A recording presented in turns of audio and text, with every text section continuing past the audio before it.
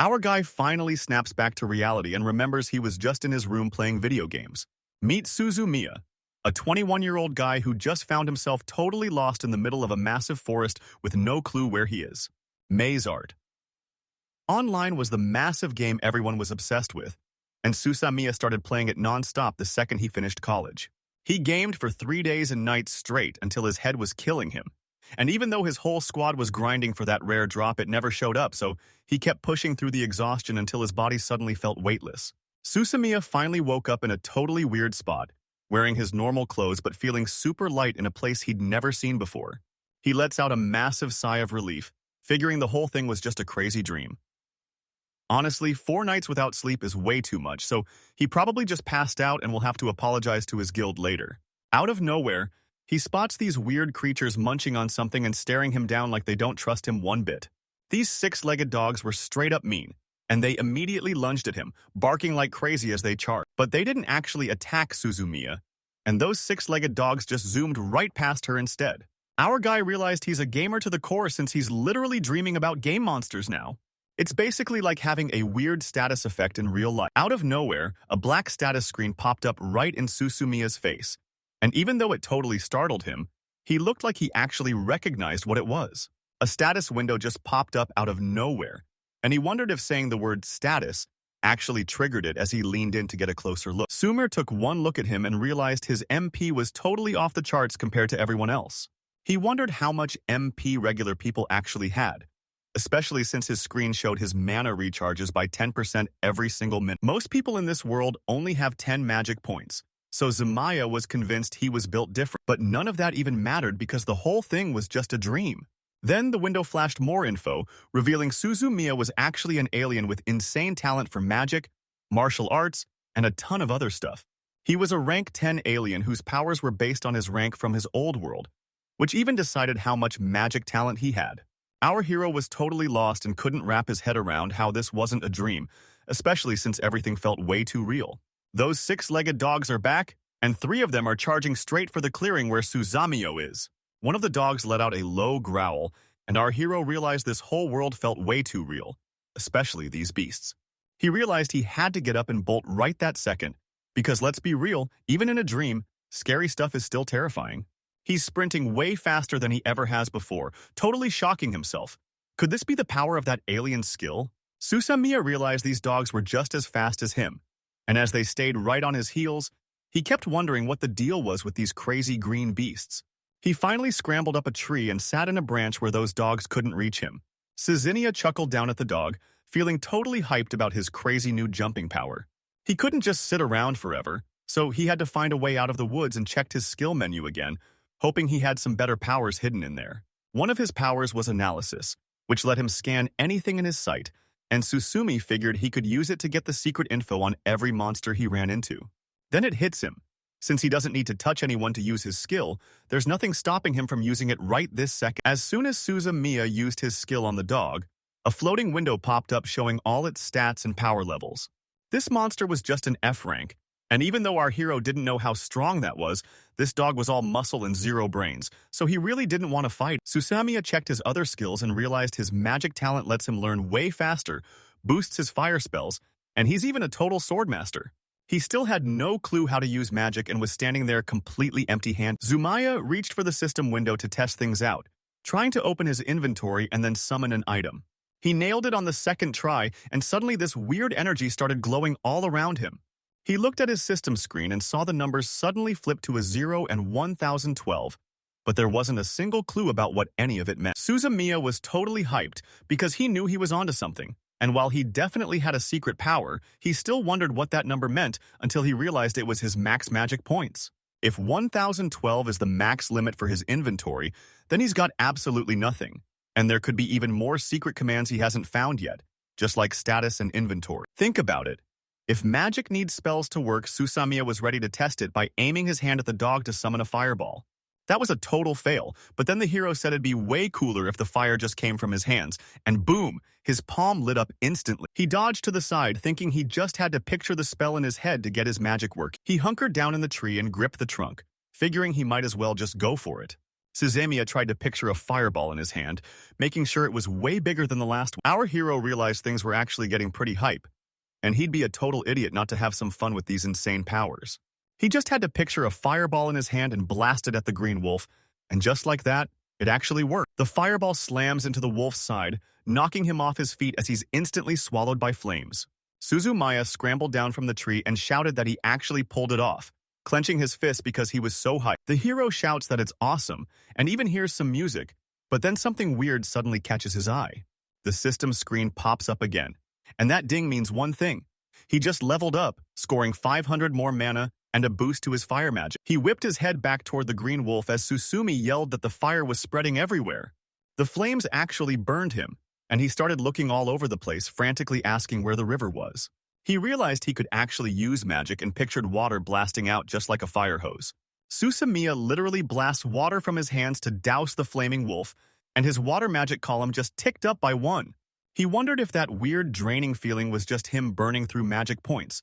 But even though he wasn't at full power, the spell felt totally weak. He checks his inventory to see what he's got, and finds 2 new items, a wolf and a plant. Suzumiya sat straight up on the ground and laughed, saying that everything felt way too real to be a dream. Suzumiya has read tons of stories about guys getting sent to other worlds, and now he's actually living it, which is a huge twist after losing his parents in a car wreck 2 years. He slumped over with his hands on his knees, realizing that even though he was in a new world, he had zero clue how to get back home. Since you're stuck here, you might as well have a blast. And Suzumiya is just praying this world doesn't turn out to be super boring or depressed. Out of nowhere, a crazy scream rings out. So our hero jumps up and bolts toward the sound to see if someone's actually there. He rushed toward the screams and was totally shocked to see those 6-legged dogs tearing into the caravan. 2 guys are fending off the dogs with a spear and a sword, but the beasts are growling and refuse to back down. Suzumiya took a closer look and realized they were actually green dogs. So he knew he had to jump in and save everyone. He knew water magic wouldn't reach that far, and if he tried fire, the whole cart would just go up in flames. Suzumiya realized he was totally stuck, so even though he'd never done this before, he knew he had to give it a shot. He drops down and touches the ground, picturing a sharp spear tip to get things started. He leaped into the air and waved his hand to guide the spell, sending a sharp stone spear straight through the wolf as Suzumiya pulled off some epic earth magic. The stone spear slammed right into the wolf's side and knocked him over, but it shattered into pieces, making the hero realize his weapon was totally toast. Somehow, those green dogs got totally confused and stopped their attack, giving him just enough time to finally catch his breath. The guys by the wagon saw their opening and jumped the wolves, with one dude straight up spearing one of them. Suzumiya was totally hyped. The green wolf let out a mean growl, and one of the guys shouted that there was still one massive beast left, so they'd have to team up to take it down. The guys started attacking in pairs, one lunging with a spear while the other swung a sword. They teamed up to smash the last wolf with one final hit, and that massive strike totally finished the green dog for good. The guys finally sat down to catch their breath after winning the fight, but just as they felt safe, Suzumiya suddenly popped up right in the clear. Suzumiya was totally blown away when the guys started thanking the hero for saving them. But they were super confused because the kid just wandered out of the woods and didn't look like an adventurer at all. He told them he just woke up in the forest with no clue how he got there, figuring that was a pretty solid cover story. One of the guys thinks he probably got jumped by monsters, even though he looks like he's doing totally fine. But Suzumiya shuts that down and says that's not what happened. A blonde guy with a mustache steps out of the carriage, thanks Suzumiya for saving their caravan, and introduces himself as a merchant named Kara. Suzumiya introduces himself, and the guy is so stunned he asks him to repeat it, so the boy just tells him he can go by Kaede. The merchant says he can help if the hero has amnesia, but he needs cash to prove his identity, and our guy is totally broke. Karak figures the hero lost his gear in the woods and warns him he can't enter the city without an ID, so he hands over a bag of cash to cover his guild fees and deposit. Suzumiya peeked inside the bag and saw it was completely stuffed with sparkling silver coins. The kid asks if silver coins are enough, but the merchant thinks he's being cheap. Suzumiya actually had a completely different plan in mind. It's pretty clear the guy totally forgot how Suddenly, a blonde girl in a black and white dress hops out of the carriage and asks him if he's Kadi-san. The girl introduces herself as Sailey, the head of the Aini City Guild, and tells everyone to just call her Sal. The receptionist didn't want to leave Suzumiya behind and offered to bring him along, which the merchant was totally cool with. Once the guy hops into the cart, Sally starts explaining everything from the top, telling him they're on a forest road near Aini. It looks like they were right by the forest south of Ain City, and since monsters are always hanging around there, Sally and the merchant made sure to bring some bodyguards for protection.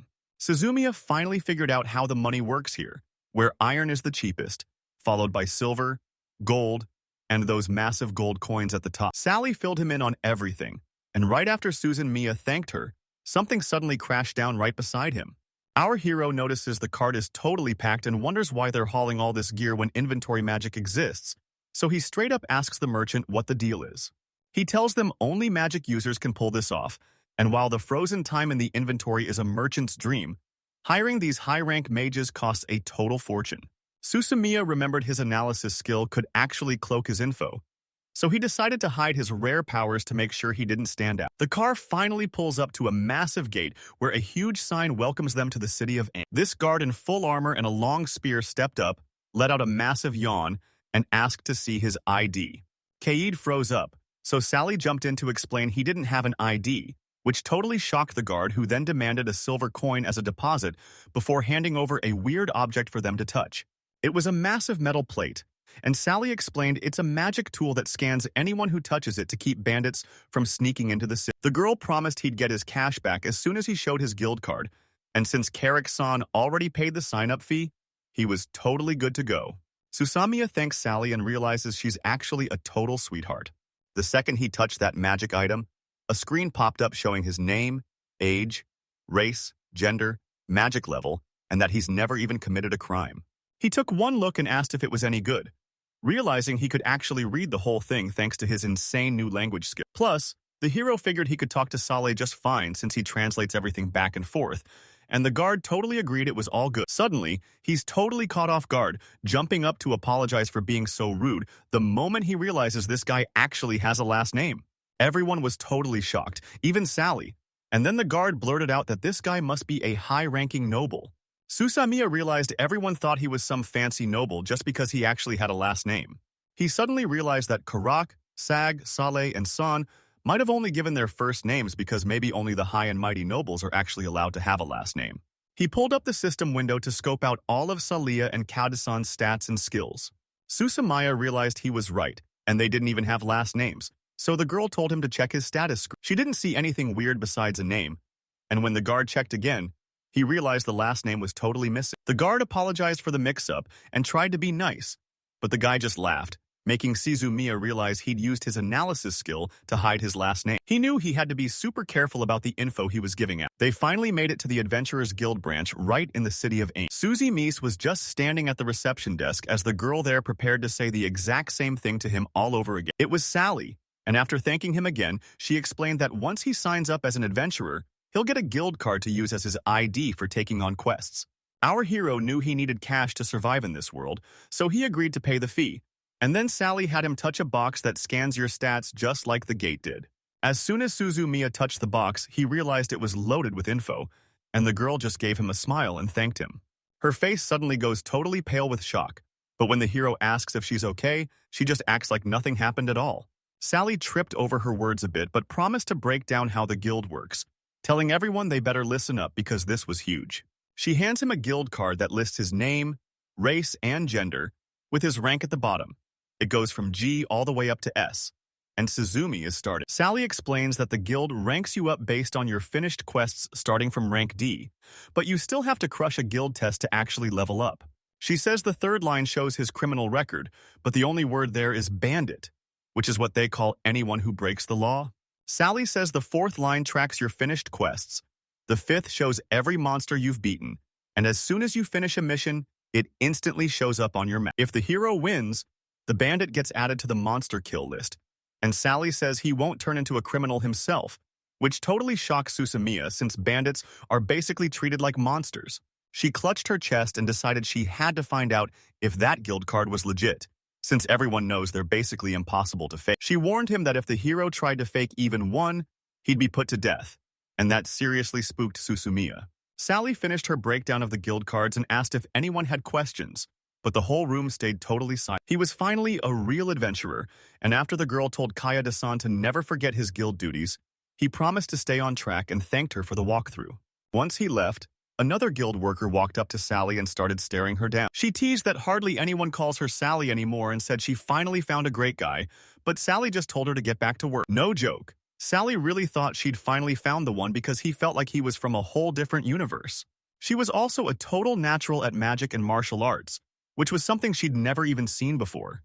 Her gut was screaming that Katie's son was her literal destiny, so she totally zoned out and ignored the other girls trying to talk to her. Once night hit the city, Suzumiya crashed at the inn the gate guard recommended and was hyped to find out the room was a total steal.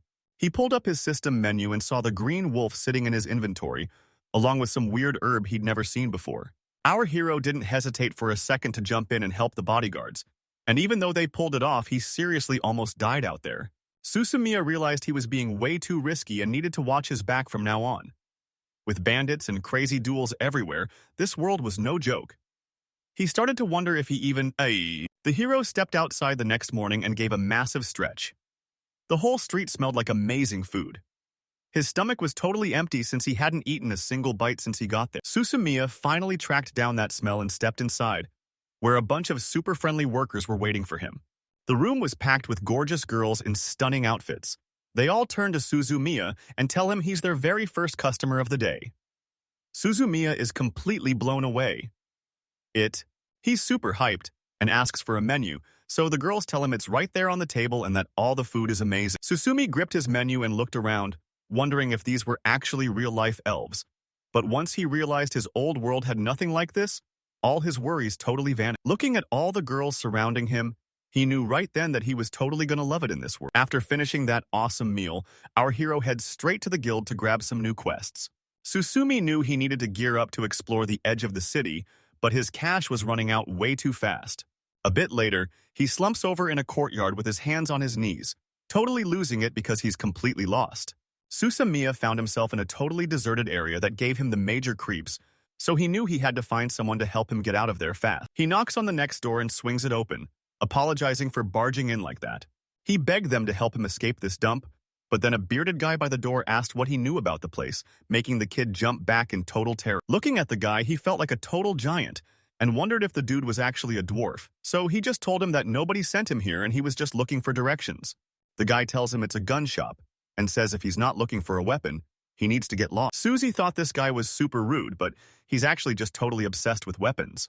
The hero said he was just thinking about picking up a new weapon, so the guy asked how much cash he was actually looking to spend. Susu says he's got 13,000 taels and wants way more, but the guy tells him that's not even enough to buy a basic knife, though the kid was totally shocked. Could this guy really figure everything out just by watching him move? He told them he woke up in the woods with zero money and no idea who he was. The man just cut him off, saying he didn't care about the kid's problems. The merchant thinks a sword and shield would be perfect for Suzumi, offering them for 15,000 as long as he keeps this shop a total secret. The guy said the only reason he didn't kick the kid out right then was because he saw enough raw talent for him to become a legendary swordsman one day. Susamiya figured the guy actually cared, even if he was acting like a total jerk. Maybe that's just how dwarves roll. He promised to come back as soon as he saved Hay. He finally made it back to the guild and ran right into some girls lugging around huge piles of books. Our hero asks Sally for some quests, and after she promises to hook him up, she tells him to follow her lead. She says to start the quest, you just grab the paper off the board and bring it right back to her. She warned them to only take jobs that matched their rank, and since Zumi was just an E rank, he was stuck with manual labor or picking herbs. So Roy decided they'd go with Yo. Sally tells him he's gotta find a super important herb called Zunana that stops bleeding, and Suzumiya thinks it's a total bargain since it only costs 30 telephones. Sally explains that Zunana grass is actually super common, but since it grows right next to deadly poison, getting your hands on it is a total nightmare. Sally says it's dirt cheap because people just stumble onto these herbs, but Suzumi is totally confused about how you even find stuff like that by mistake. He suddenly remembered that weird plant in his inventory and showed it to Sally, who confirmed it was definitely the Zunana herb. Our hero finally realized she was the one who grew up in this forest he got warped to, and as long as he didn't go too deep, the monsters wouldn't be a threat. After a while, he was totally wiped out and yelled that he just couldn't find the herb anywhere. Our hero was totally losing it because he didn't realize every single bit of grass was poisonous, and even though he was ready for a big reaction, it just gave him a massive stomachache. Susamiya's analysis skill was totally busted, leaving him with no clue how to find the Zunana grass in this massive pile of plants. He shut his eyes and said he's basically got a built-in radar to track down the right plant. The guy tried everything he could but was totally stuck. And just as he realized things were looking bad, he heard a loud click right next to it. He looked up and spotted a weird triangle in the sky, but Suzumiya claimed he had no idea what that sign even meant. He walked over and spotted Zunana grass growing right underneath, realizing that if the grass was this close, he could definitely find it. He looked around and saw a ton of triangles all pointing right at the grass. He dumped a huge pile of grass right in front of Sally, leaving her and the rest of the workers totally stunned. The girl was shocked by his massive haul and asked if he used poison grass, but Suzumiya just told her straight up that it was all thanks to his insane skills.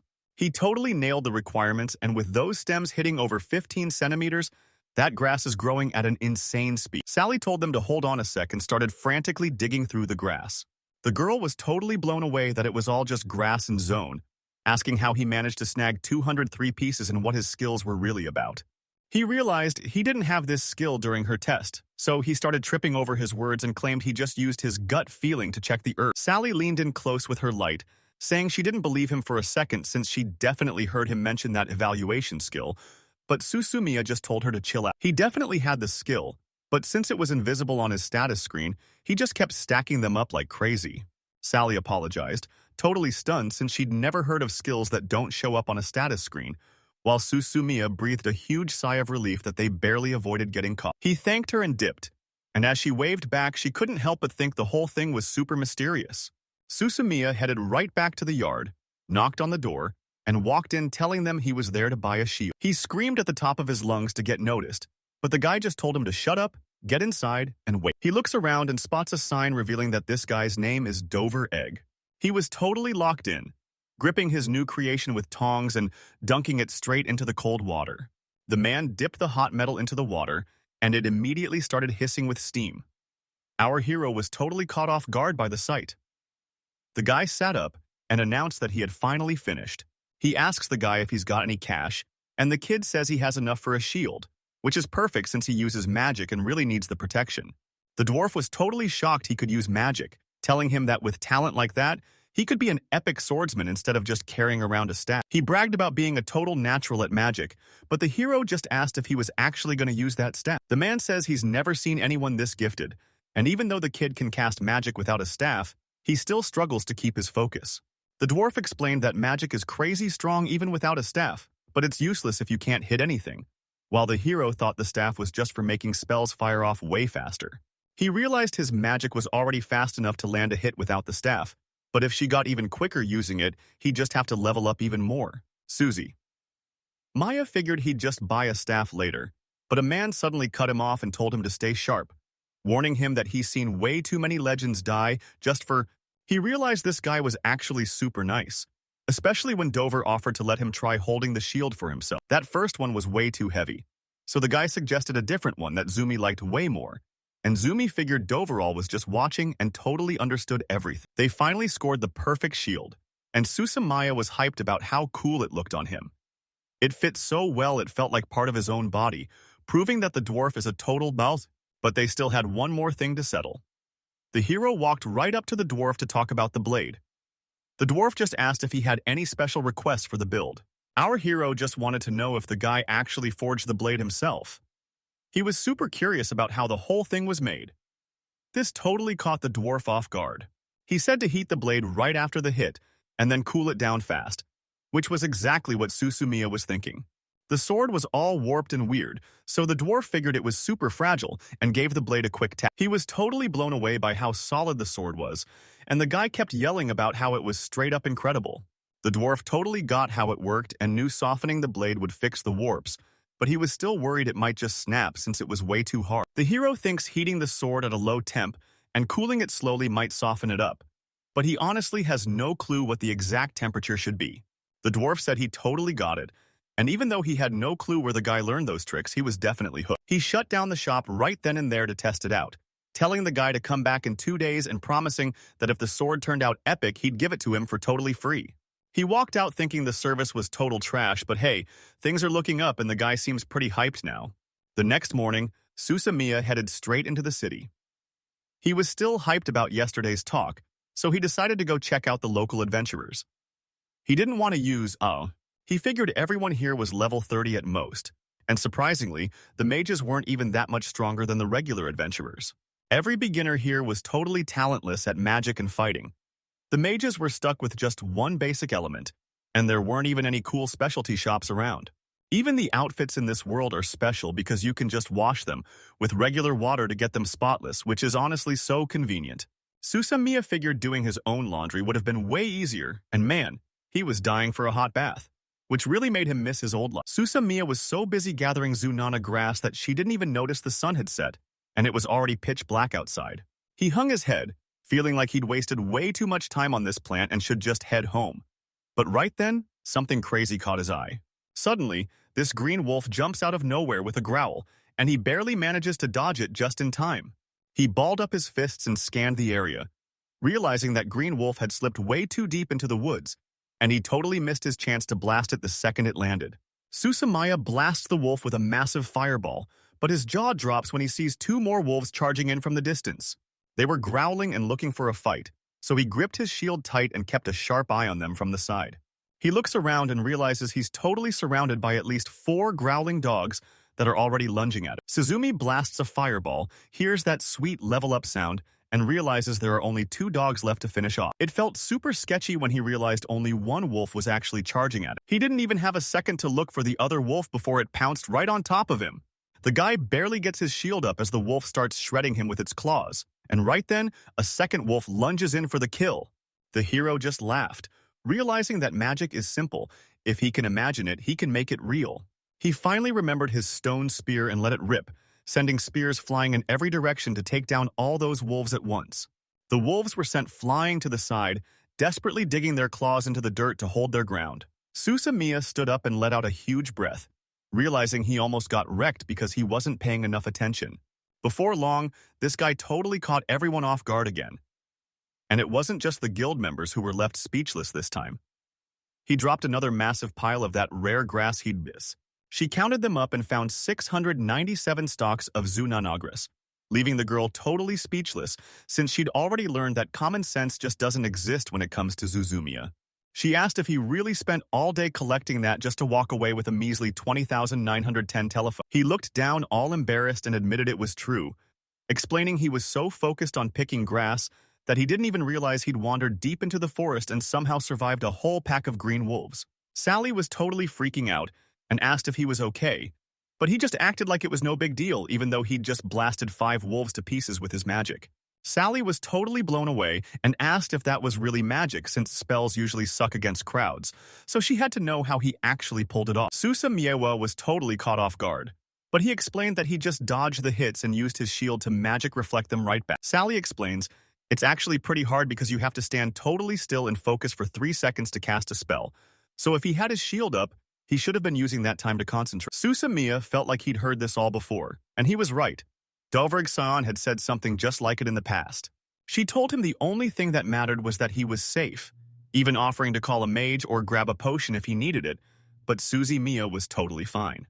He realized having a healing spell was a total win, so he decided it was time to master even more magic. Our guy realized his mana was refilling at over 2 points a minute, so he knew weak spells were a total waste and he needed some heavy-hitting magic plus a way to heal up. He balled up his fists with total confidence because Susumi finally decided he was going to master magic starting right now. He clutched his chest and swore that from now on, he was going to use his skills to become the ultimate sword mage.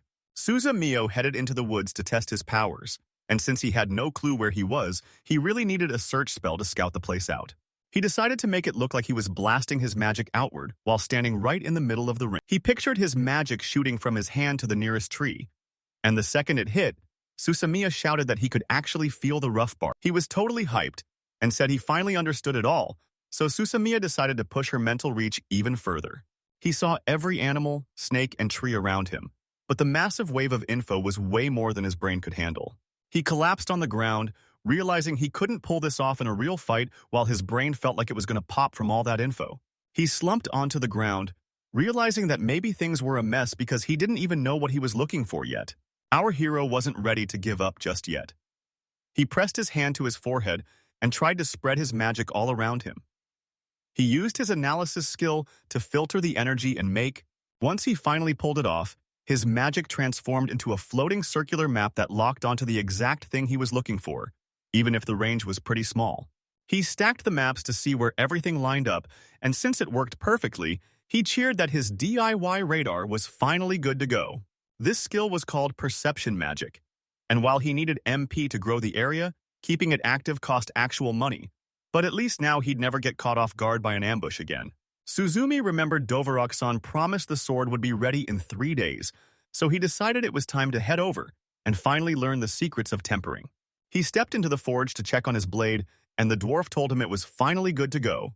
The guy explains that tempering is a total game changer because it makes coal iron way stronger, and the kid realizes he's actually talking about steel. This meant the blacksmith was probably using basic wrought iron, and unlike steel, that stuff doesn't actually get any tougher after you try to harden. The blacksmith kept his promise about the free sword and told the kid to take the one he finished yesterday, bragging that it was one of his best works to use until they find some rare materials. The blacksmith handed the sword over and told the kid to give it a test swing, looking totally hyped about his new creation. He grabs the sword with total focus and actually goes for a swing, even though he thought he had zero clue how to use one. He gripped the handle with everything he had and lunged forward with a totally insane swing. He was totally shocked by how smooth his body felt, while the blacksmith just rubbed his beard with a satisfied grin. The guy can tell by the way Susumiya swings his blade that he's definitely not a rookie, and he's convinced the kid was a pro swordsman before he lost his memory since he already knows the moves and is getting stronger by the second. The guy just laughed to himself, realizing his martial arts talent was absolutely insane. He told the blacksmith the sword felt awesome, but he was worried he couldn't handle it, while the bearded man just shrugged and said it was worth it since he could finally craft even better weapons. He said the kid taught him a secret move and asked if he was seriously giving away that insane tech for absolutely nothing. He said he was totally fine with sharing the technique since moves are meant to be used, and he figured it wouldn't really make things any worse for him anyway.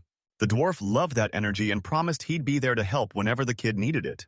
He realized the guy didn't look like a mage, but if that was true, why wasn't he wearing any armor? Susumiya was so hyped about his new shield that he totally forgot he still needed to put on his armor. He told the guy he needed light armor so he could move fast, and the blacksmith said leather would be perfect for him. He told him he only handles metal armor, but since he knew a master leather worker, he sent the kid straight to them. Walking out of the forge, Suzumiya wondered if this dwarf was really going to be just like Dovahuk-san or not. As soon as he walks in, he's greeted by a girl in an apron who asks if he's a total rookie, though Suzumiya thinks she looks way more like a shop clerk. He told them he's definitely an adventurer and that Dovahuk-san sent him there to grab the armor. The girl spotted his sword, Susumet, right away. She knew exactly who forged it and asked to check it out. The guy didn't even hesitate and just handed it over. He figured she'd caught every single detail while she gave the weapon a super close look. She suddenly tosses a cloth into the air and slices it clean in half with her sword before it can even hit the ground. The girl saw how crazy sharp that blade was, making Zimmy wonder if she'd totally lost her mind for even touching. He looked around and realized they were totally alone in the room. Was this really the legendary Master Dovahuk he'd heard so much about? The girl told him the dwarf definitely made the sword. Suzumi noticed the girl called herself Boku, but she just brushed it off, saying a killer sword needs tough armor and asking what material he liked best. He asked what he could use to make his armor, so the craftswoman pointed to a wall full of samples and told him one was garden leather. She says this skin costs a crazy 15,000 bodies, but it's super tough, way lighter than iron, has zero weaknesses, and is easily one of her favorites. She mentioned a cheaper option using green wolf skin, but the defense is pretty weak and it catches fire way too easily. Her master warned that even a basic fire spell would be a total disaster in that armor, so she told her to definitely skip the wolf skin. The girl explained she was totally out of options since she'd already used the customer's materials for armor, so she had to use curtain skin, and Suzumiya actually agreed with her.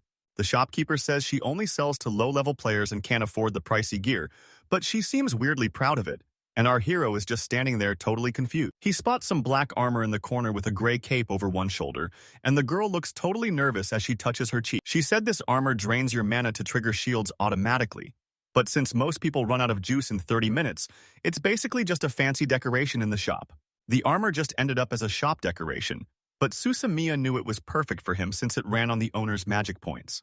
He used his appraisal skill and saw it was a prototype magic suit that absorbs 20 mana every hour, which was exactly what he needed to keep his regeneration going. The guy asked how much protection the armor actually gave and what it would cost, so the girl told him it was as tough as a garden skin and would sell for the same price. She crossed her arms, looking super nervous, and asked if Suzumiya was actually going to buy that armor since she totally didn't recommend it. The hero says he's just giving the armor a test run, and if it's trash, he'll just go buy some basic leather instead. The craftswoman just smiled, thought about it for a second, and said everything should be totally fine then. She quickly grabbed his measurements and promised the armor would be ready by tomorrow night, telling Suzumiya to come back as soon as the evening bell rings. Right before heading out, he asked if they had anything besides armor since he was actually looking to pick up a staff today. She tells him to hit up the magic shop next door for a staff, but right then, a strange buzzing sound rings out.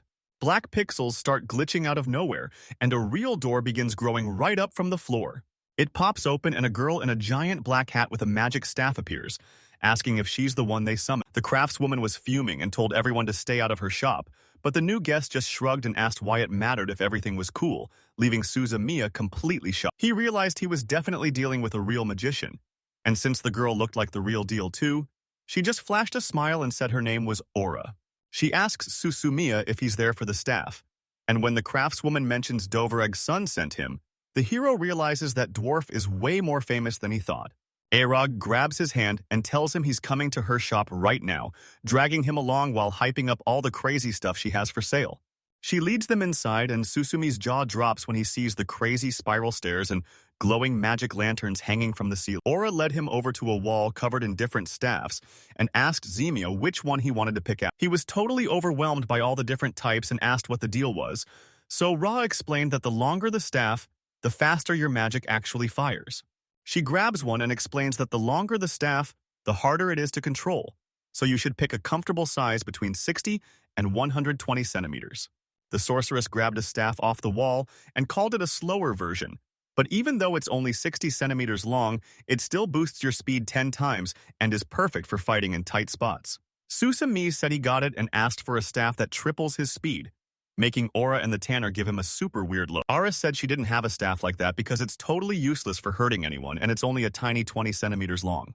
So Zumi tells them his magic is already crazy fast, so triple speed is more than enough. And since he's using a sword and shield, a smaller staff won't even get in his way.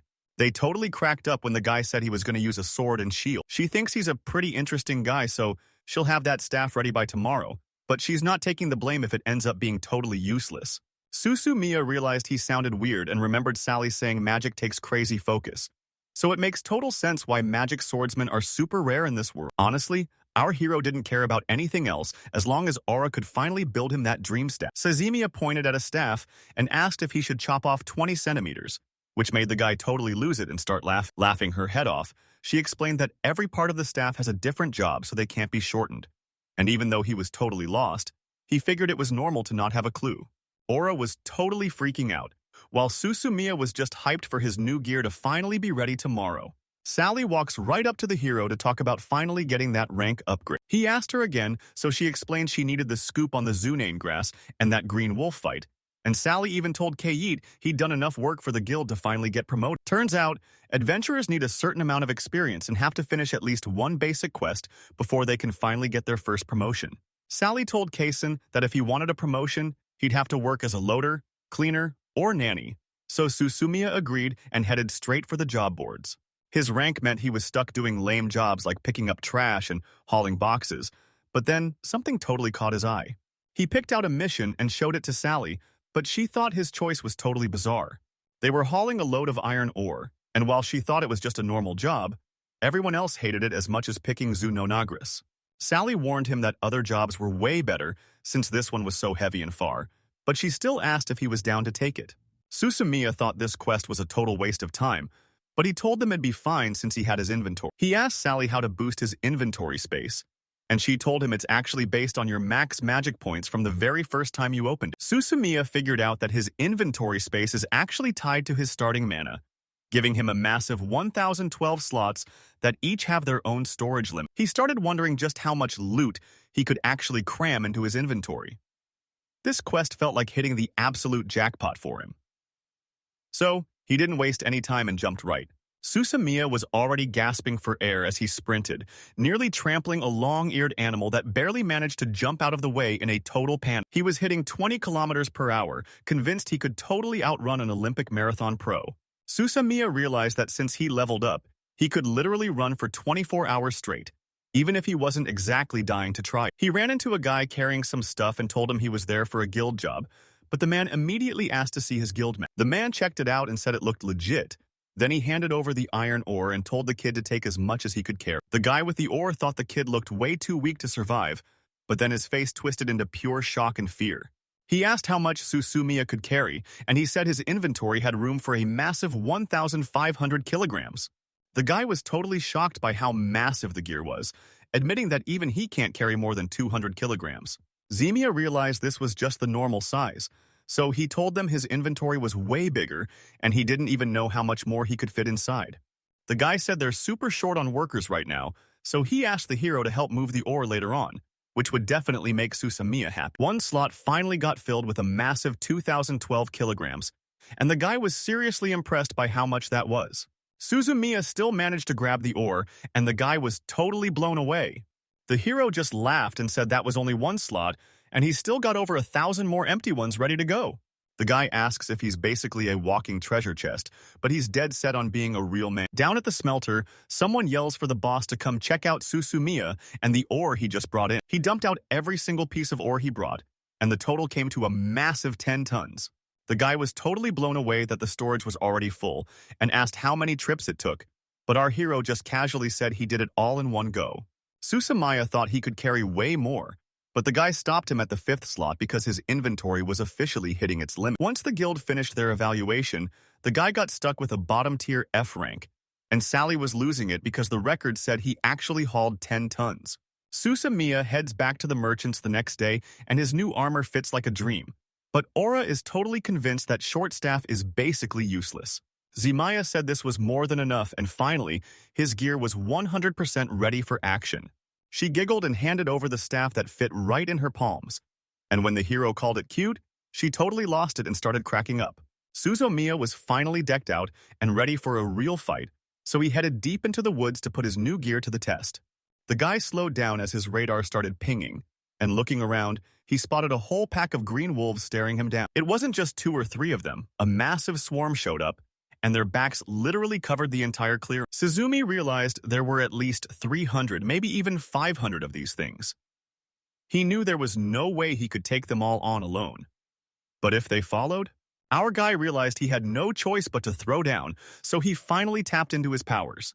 He grabbed a dusty old potion from the shop that makes his mana recharge 10 times faster for 3 hours straight. Regular mages couldn't do a thing with this item, but Suzumiya wasn't your average magic user and could actually make it work for her. He flicked his hand and sent a storm of stone spears flying at the wolves, catching them totally off guard. Suzumiya shouted that it actually worked, and he remembered the 5 big things he found out while researching magic. He knew he could dump more MP into his magic to make it hit way harder, but the blast size wouldn't actually get any bigger. Our hero figured he could just spam magic to win, so he blasted a massive fireball. Flames swallow the green wolves while Suzumiya keeps hammering them with stone spears. The wolves growled as they took hits, but they didn't stop and kept charging straight for Suzumiya. The guy summons a sword out of thin air and charges straight in with his shield held high. He charged straight through the line of green wolves, slicing them up with his sword and taking out a bunch of them. His clothes were totally shredded and covered in black stains, but the hero just said that's exactly what you'd expect from those green wolves. He sat on a rock surrounded by all the monsters he just wrecked and said that everyone was heading straight for him. Susumi felt the scratch on his cheek and pointed out that it had only been 3 minutes. He says those 3 minutes weren't a waste at all because a ton of his skills just leveled up. The guy realized there were way more wolves than he thought, counting a massive pack of 513, and he was totally blown away that they'd actually team up like that. He said none of that mattered anymore because he just had to get back to Sally San. But first, he had to go round up the wolves. Suddenly, the ground shakes and a roar echoes as this armored beast stomps through the forest, swinging its thick tails around. Sally was totally blown away and asked if he really took down 513 green wolves. She asks where he found all those wolves, and Suzumiya tells her he just wandered the woods for 15 minutes, asking if finding a massive pack like that is even weird. Sally points out that green wolves almost never hang out in packs this huge. She says 100 per pack is standard, but 500 is totally unheard of now, leaving our hero wondering if he's cursed or just super lucky after gaining all that massive experience. Sally was just relieved he was safe and offered to buy 100 pieces of his loot, so he totally agreed to the deal. The next day, he heads back to the blacksmith to check on his sword and shield. and the guy is totally down to help him out. The man takes one look at the sword and instantly knows the kid's been out there, hunting green wolves for over 2 days straight. He pointed out that the scratches on the shield were definitely from green wolves, and judging by the state of his sword, he'd clearly taken down hundreds of monsters. The blacksmith admitted he didn't think the kid could pull it off, while Suzumiya realized he never knew blacksmiths were actually this awesome. The kid claimed he swung the sword perfectly and boosted his stats, but the blacksmith told him that even with a level up, he still wouldn't be good enough to handle it. After fixing the sword, the blacksmith handed it back and warned the hero he only did the job because the shield was still in good shape, so he better take care of it.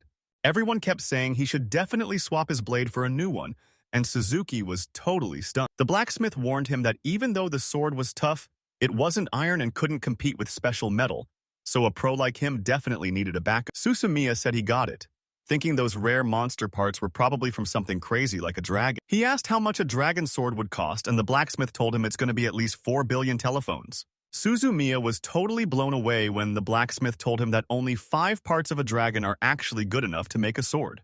He said dragons are so rare they're basically myths, and you can't even put a price on them because if one showed up, it would wipe out entire countries and throw the whole world into total chaos.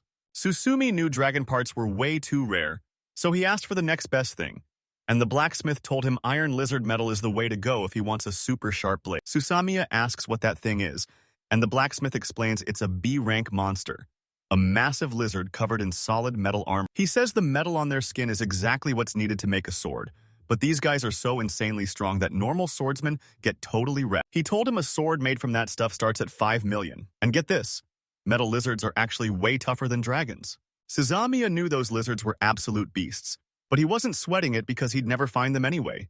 And even if he did, hunting them was a problem for way down the road. Suzumiya heads back to the guild the next day only to find the gates locked tight, with a sign telling every fighter to get over to the forest gate ASAP. A massive crowd was gathered at the gate, so Suzumiya turned to Sally-san to ask what was going on. She says that after the Green Wolf news broke yesterday, some adventurers went to check it out and found a massive horde of monsters heading straight for the city. She thanked Suzumiya for the extra time, and that's when the hero finally realized they were actually gathering a squad of adventurers to take down some monsters. Sally made it sound like a massive swarm of monsters was coming, so he was stoked they spotted her in time and asked if they were just sticking to defense. Sally said just guarding the gate wasn't enough because those Gawargons can smash through anything, so Suzumiya had to jump into the front lines to earn her reward. Zemiya asked if they were really sending a rookie to the front lines, but Sally fired back that he's already one of the strongest adventurers in the city, even if he just started out. Since they only dealt with weak monsters, the whole guild was pretty pathetic and desperately needed Suzumi's help. The hero realized there was no other choice and said he was all in. So Sally thanked him and told him he'd be the main guy holding their whole plan together. A bunch of guys show up and tell the girl they're good to go, so she gives them the green light and sends them with Kade-san straight to the front lines. Before she could even finish her sentence, Suzumiya bolted and vanished right into the forest. He was stressing about how to survive the front lines without a scratch, since that's basically impossible and way too much to ask of him. Our hero really loved this city and saw this as the perfect chance to level up, so he was totally ready to step in and crush the invasion. His radar is blowing up with white dots, and right in front of him, he spots a bunch of green wolves. He figured he'd just take out any monster close enough to hit. Next, he was ready to use his magic to totally crush those green wolves. The testables were growling and acting super aggressive, but since his magic points just spiked, he knew he had this in the bag. He suddenly looked away from the green wolves after hearing a loud crash, and when he turned around, he saw a massive monster that looked just like a boar. The hero summons a stone spear, and as a bunch of weapons slam into the monster, it has to dig its hooves into the dirt just to slow down. The monster just kept coming, which totally shocked Suzumiya, and once he realized this was the beast Sally-san talked about, he decided to use his appraisal skill. It took 7 stone spears just to drop the Gorgon's health by 30%, which is wild, because those same spears could have easily taken out 10 wolves. Out of nowhere, the Gargan lets out a massive roar and collapses as its HP hits 0. Our hero is totally stunned, wondering if he somehow landed a lucky fatal blow. I mean, he didn't care about any of that because he was way more focused on how the monsters were moving. Unlike those green wolves he met before, these monsters were all sprinting in a straight line like they were running for their lives, and he had to find out what was scaring them so much. Susumiya leaped way up over the trees and saw that every single animal was actually hauling it in the same direction. He hit the dirt and saw a massive beast step out from the trees, slamming a giant paw down and pinning the wolf under its sharp claws. Suzumiya sized up the beast and realized it was a high-level iron lizard with some serious power. He finally tracked down that iron lizard he mentioned, and while it has less health than a Gorgon, it's covered in solid iron armor. Suzumiya knew he couldn't handle this solo, so he decided to head back and report what he found. The lizard spots him and lets out a nasty growl, and Susumiya knows he's totally busted as he tries to figure out if he's actually fast enough to outrun this thing. Suzumiya bolted and looked back, seeing the lizard right on his heels and realizing he had to get out of there fast. They call this lizard the Swordsman Killer because its armor is so insane that even a stone spear won't leave a scratch on. Suzuki gripped his staff, knowing he could charge up 10 magic points every second. So if he held it for a whole minute, he'd unleash a giant fireball. The fireball slams right into the lizard. Susumiya is totally shocked when the monster walks out without a scratch and keeps charging. Our hero barely manages to dodge and get away. The lizard whipped its scaly tail around, and even though Susami tried to jump back, it still caught him right in the leg. Our hero clutched his leg in pain. He realized that lizard's touch actually snapped his bone. Thank goodness he already knew how to use healing magic. But he couldn't. He thought of the blacksmith, Aru, Sally, and the elves and knew he couldn't let this monster step foot in the city.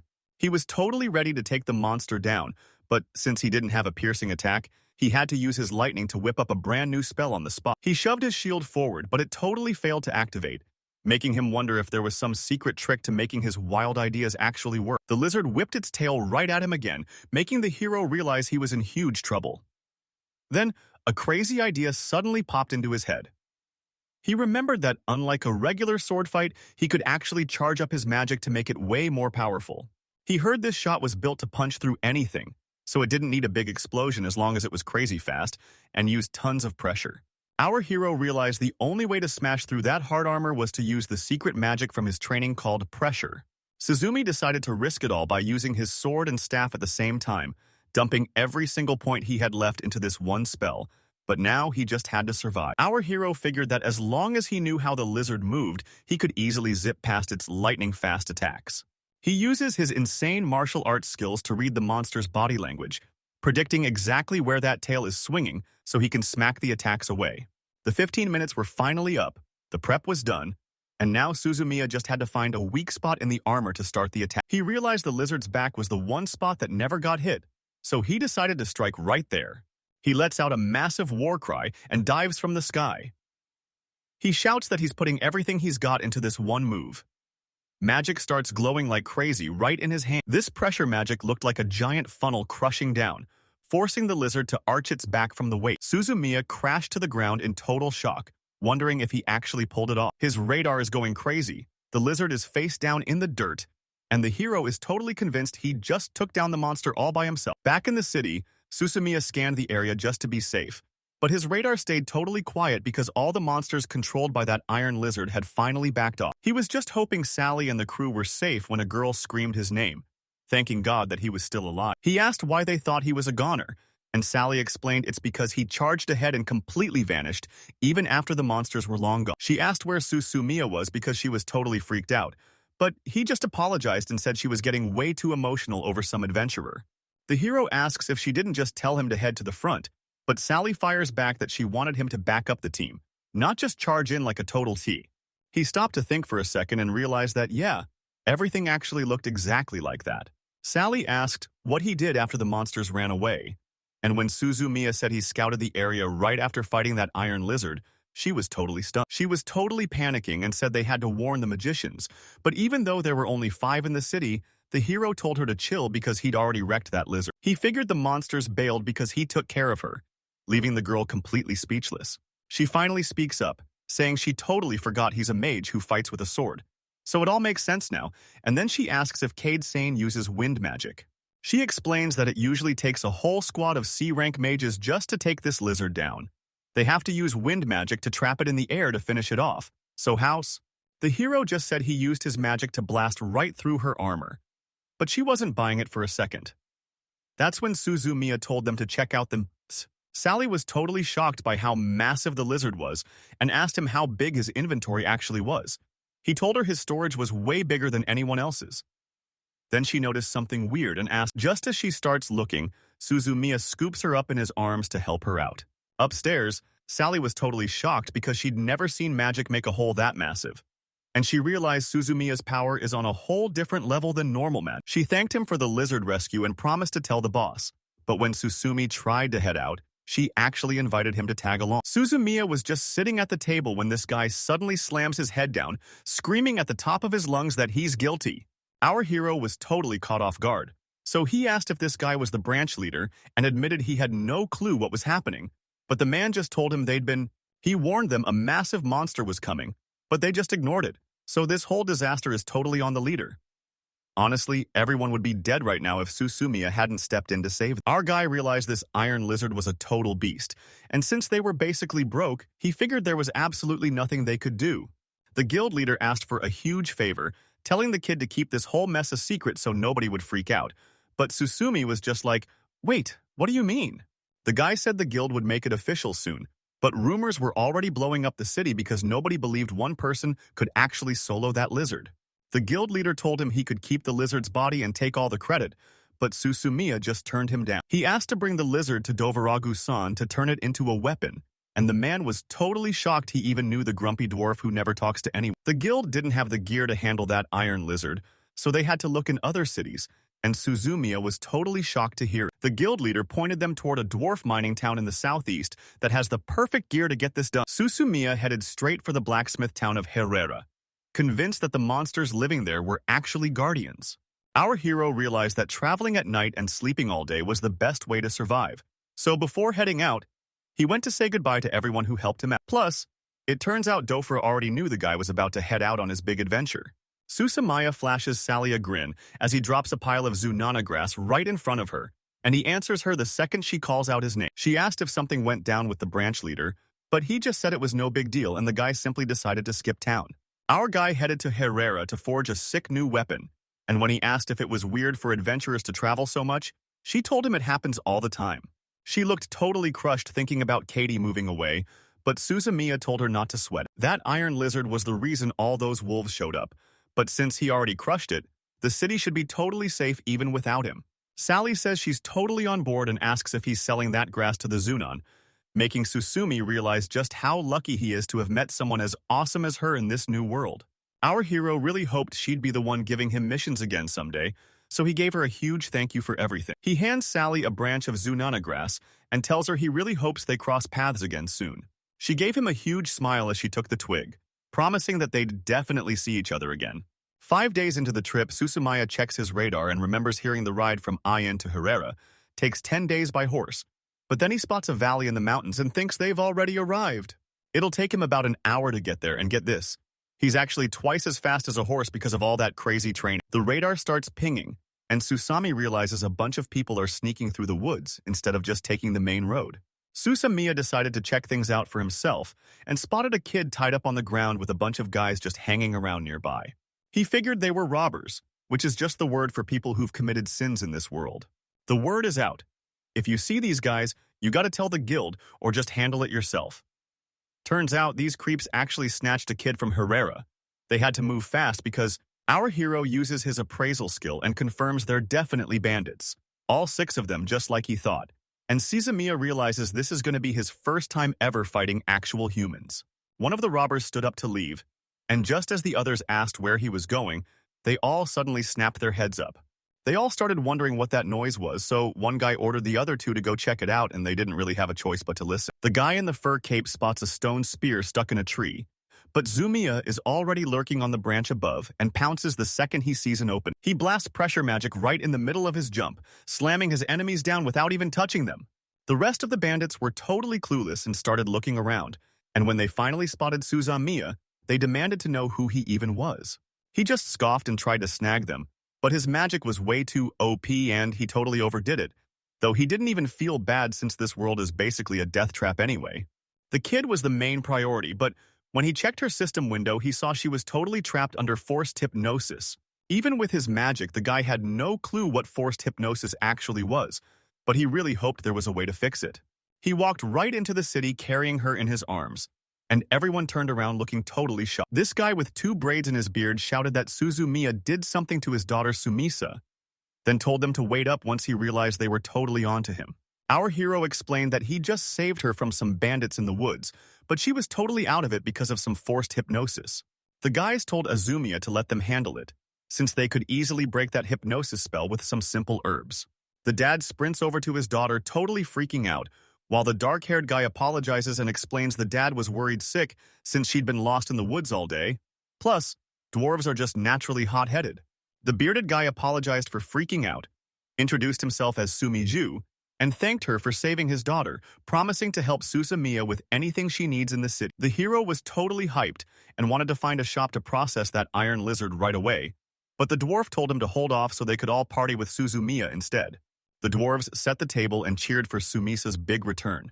Our hero realized that absolutely nobody was paying attention to him. But it made sense, since he just brought their daughter back. She interrupts his meal to introduce herself as Sumisa, admitting she's lost all her memories but is super thankful he saved her. Suzumiya asked if she was really okay to head back to work after that wild adventure, but she told him she was doing great, all thanks to him. She asked if he was some kind of traveler since he looked like a total adventurer, and she felt super guilty for making him put his journey on hold. He told her it wasn't her fault since he only came to town to learn how to work with the Iron Lizard, and Sumisa said he could use her workshop. Suzumiya was totally hyped to help out, and right then, Sumizu showed up saying he could hook the hero up with a sword for a crazy price of 1 million. To thank him for saving his daughter, the man offered a huge 50% discount, which was lucky since Suzumiya didn't actually have enough cash to pay the full price anyway. He asked if they'd buy the material since he had an iron lizard carcass ready to go, but Samosa thought he was just pulling a prank, so our hero decided it'd be. The dwarves were losing their minds when they saw he actually had the body of an iron lizard. Sumisa says they're gonna need a massive warehouse for that thing, and tells him he better go report it to the accounting team. The accountant says the quality is perfect, and once they strip the metal away, he's offering a massive 3 million bodies per kilo. The guy said he could buy everything right now, but this deal was way better than the guilds, leaving Suzumiya so shocked by the massive payout that he immediately agreed. He declared the win was basically guaranteed and got ready to move, but then he realized the hero was actually packing some serious fire magic. The dwarf says it's time to carve up that iron lizard, and Suzumiya is totally stunned that he's being forced to help out. The guy just used his fire magic to burn everything away until only the metal was left. The dwarf says it's so massive the hero will score half a ton of metal, and Zamiya immediately starts counting up all the cash he's about to make. The dwarf says this magic fires as fast as a B-rank spell, making the hero's sword look totally useless. But Suzumiya reminds them that a solo warrior always needs to be ready for a close-range brawl. Sumizu had never heard of a style like that, and honestly, a 20-centimeter staff is way too short to be a real weapon. Suzumiya said he just bought the staff at a shop, but the dwarf called it out as a basic iron and copper beginner weapon and told him he could find something way faster. He asked if the staff's material makes magic fire off faster and if the dwarf could craft one out of an iron lizard. The blacksmith says he can pull it off, but it's going to take a while because this metal is crazy tough and needs a special way to be forged. If the hero wants a staff, he's got to see Somisa since she's the best in the city, and he just nods like he's got it. He hit up Signeza to craft a staff from an iron lizard, and she warned him it would be a total flex, but she's down to do it if he's ready. Suzumiya asked for a tiny 20-centimeter staff with the same crazy speed as a full-sized one, but the girl shut him down and said it was totally impossible. Our hero asked her to show him the ropes because she crafts the absolute best staffs in all of Herrera. She was totally blushing and promised to teach the hero everything. But then she started geeking out over every tiny detail about the staffs, making Suzumiya realize this definitely wasn't going to be the quick lesson she expected. Turns out, the staff's core is the real secret to magic. And since the speed-up part has 2 layers, having a high-quality core and a super dense outer layer means your spells will fire off way faster. Magic density is basically the max amount of power a staff can hold, depending on what it's made of. And if you try to pack in too much, all that energy just starts leaking away. Basically, if they use super dense material for the shell and upgrade both layers of the accelerator, the whole thing becomes way more powerful. Zemia got a crazy idea to build a staff that was super fast with magic, but could also double as a sword. She gave him a super suspicious look and said she had no clue what he was talking about, so our hero turned to her and told her to explain it way better. Suzumiya explained he needed a staff made of iron lizard metal with a blade attached to use it like a sword, and in exchange for his points, he'd get a massive speed boost. She says that building the staff this way lets it store enough magic for 100 spells, which is basically like having the power of 3 regular mages combined. Susumiya realized his power and healing were a massive 500 times stronger than any regular mage. The hero said he could totally handle it and asked if it'd be fun, leaving the girl completely shocked until she realized that's exactly what makes him a real adventurer. She took the weird request and promised he'd earn the title of a mage who runs out of mana before he can even finish a single spell. Suzumiya promised to just crank up his magic points to fix the problem, and just like that, all the weapon drama was finally over. Since his new staff was going to take 3 whole days to finish, he decided to kill time by taking on some city quests. And since that Iron Lizard fight boosted his rank, he could finally pick up the high-level jobs. On his latest mission, he ran into a pack of wolves and immediately started taking them down with his stone spears like he always does. These weren't your average green wolves. They were red ones that could actually dodge magic, so he knew he had to pick up the pace.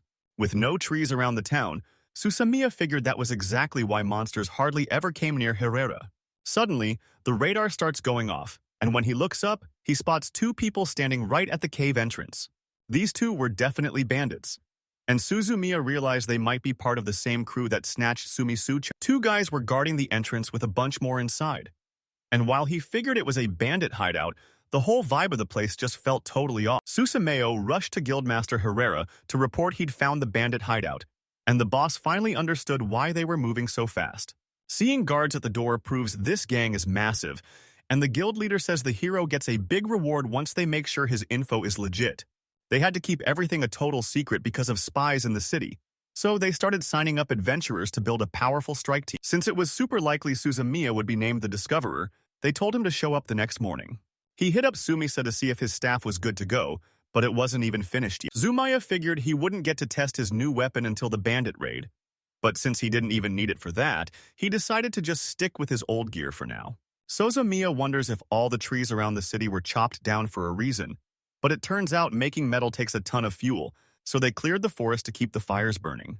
She told him the metal was total junk and wouldn't work for forging, but then Susumi remembered that back in his city, they used limestone and coke to get the job done. He told her they could just turn coal into coke, and when Sumisa looked totally lost, he explained how the furnace works to make way better fuel. She's a pro at crafting staffs, and even though she's a bit confused, she's down to give it a shot if the hero proves the fuel works, so they can finally make some. Susumiya headed over to Ignisant's fuel store and came face to face with a guy in a black apron. The hero starts explaining his idea for the new fuel, but Igni isn't buying it at all, and Susumiya realizes it sounds so sketchy that he's just going to have to go check it out for himself. The guy said he'd sell the secret once it was proven to work, and he was even down to pay for all the supplies for the test himself. Ignisan is barely taking a risk with this deal, and he's about to become the legend who introduced coke to this entire magical world. He warned him the move wasn't a sure thing, but the guy liked the honesty and totally agreed to the deal.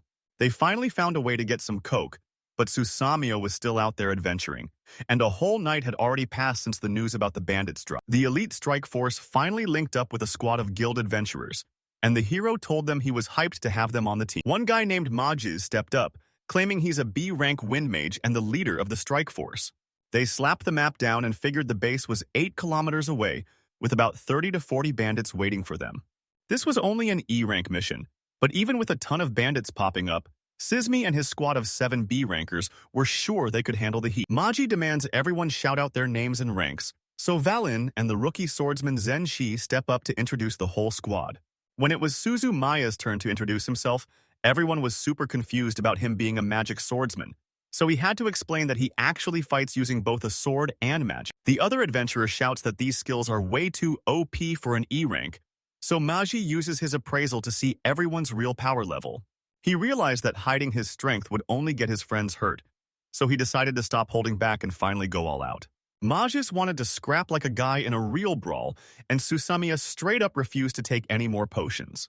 Once the guy showed off his powers, the other adventurers were totally blown away, and he quickly decided he was done messing around with his sword. He switched to magic and let loose a storm of stone spears to show off just how crazy strong he is. The whole field was totally fried, and the mages and adventurers just stood there with their jaws on the floor.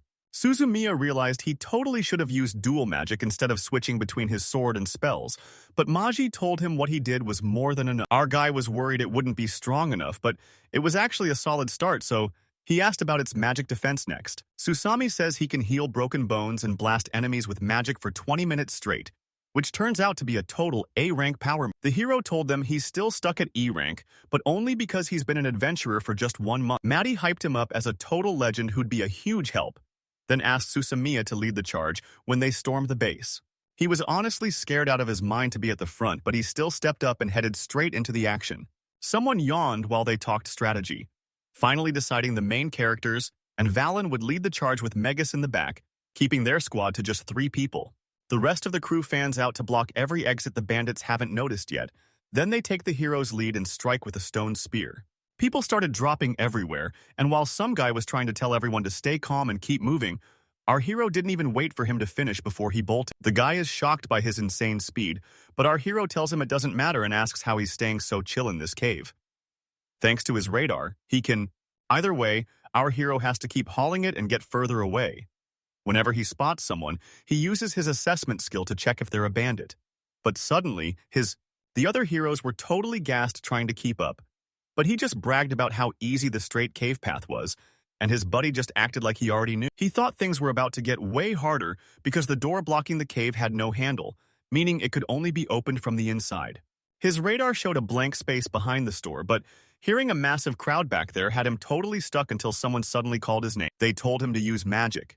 And even before the guy could finish saying he'd bust the door down, Cade already knew exactly what he was thinking. One guy stood by the door and gave the signal to start, while another dude stood right on the other side. He bursts into the room and the bandits totally lose it, screaming and demanding to know who he is. He scanned them with his appraisal skill, and once he saw they were all just bandits, he took them out with a stone spear. The bandits were sent flying by the shockwave, and Kaide's friends were left completely stunned by his insane power. Maji says it's finally over, and even though his voice sounds a bit weird, he's just hyped that the bandits are crushed, and the MC is so strong that this mission was... They started grabbing all the loot, and our hero was just relieved that everyone was safe. But then he suddenly yells that 7 people and a kid are closing in, and he's sure. The guy agreed, saying they'd hunt those villains down for answers while the MC focused on his real mission, saving the kid.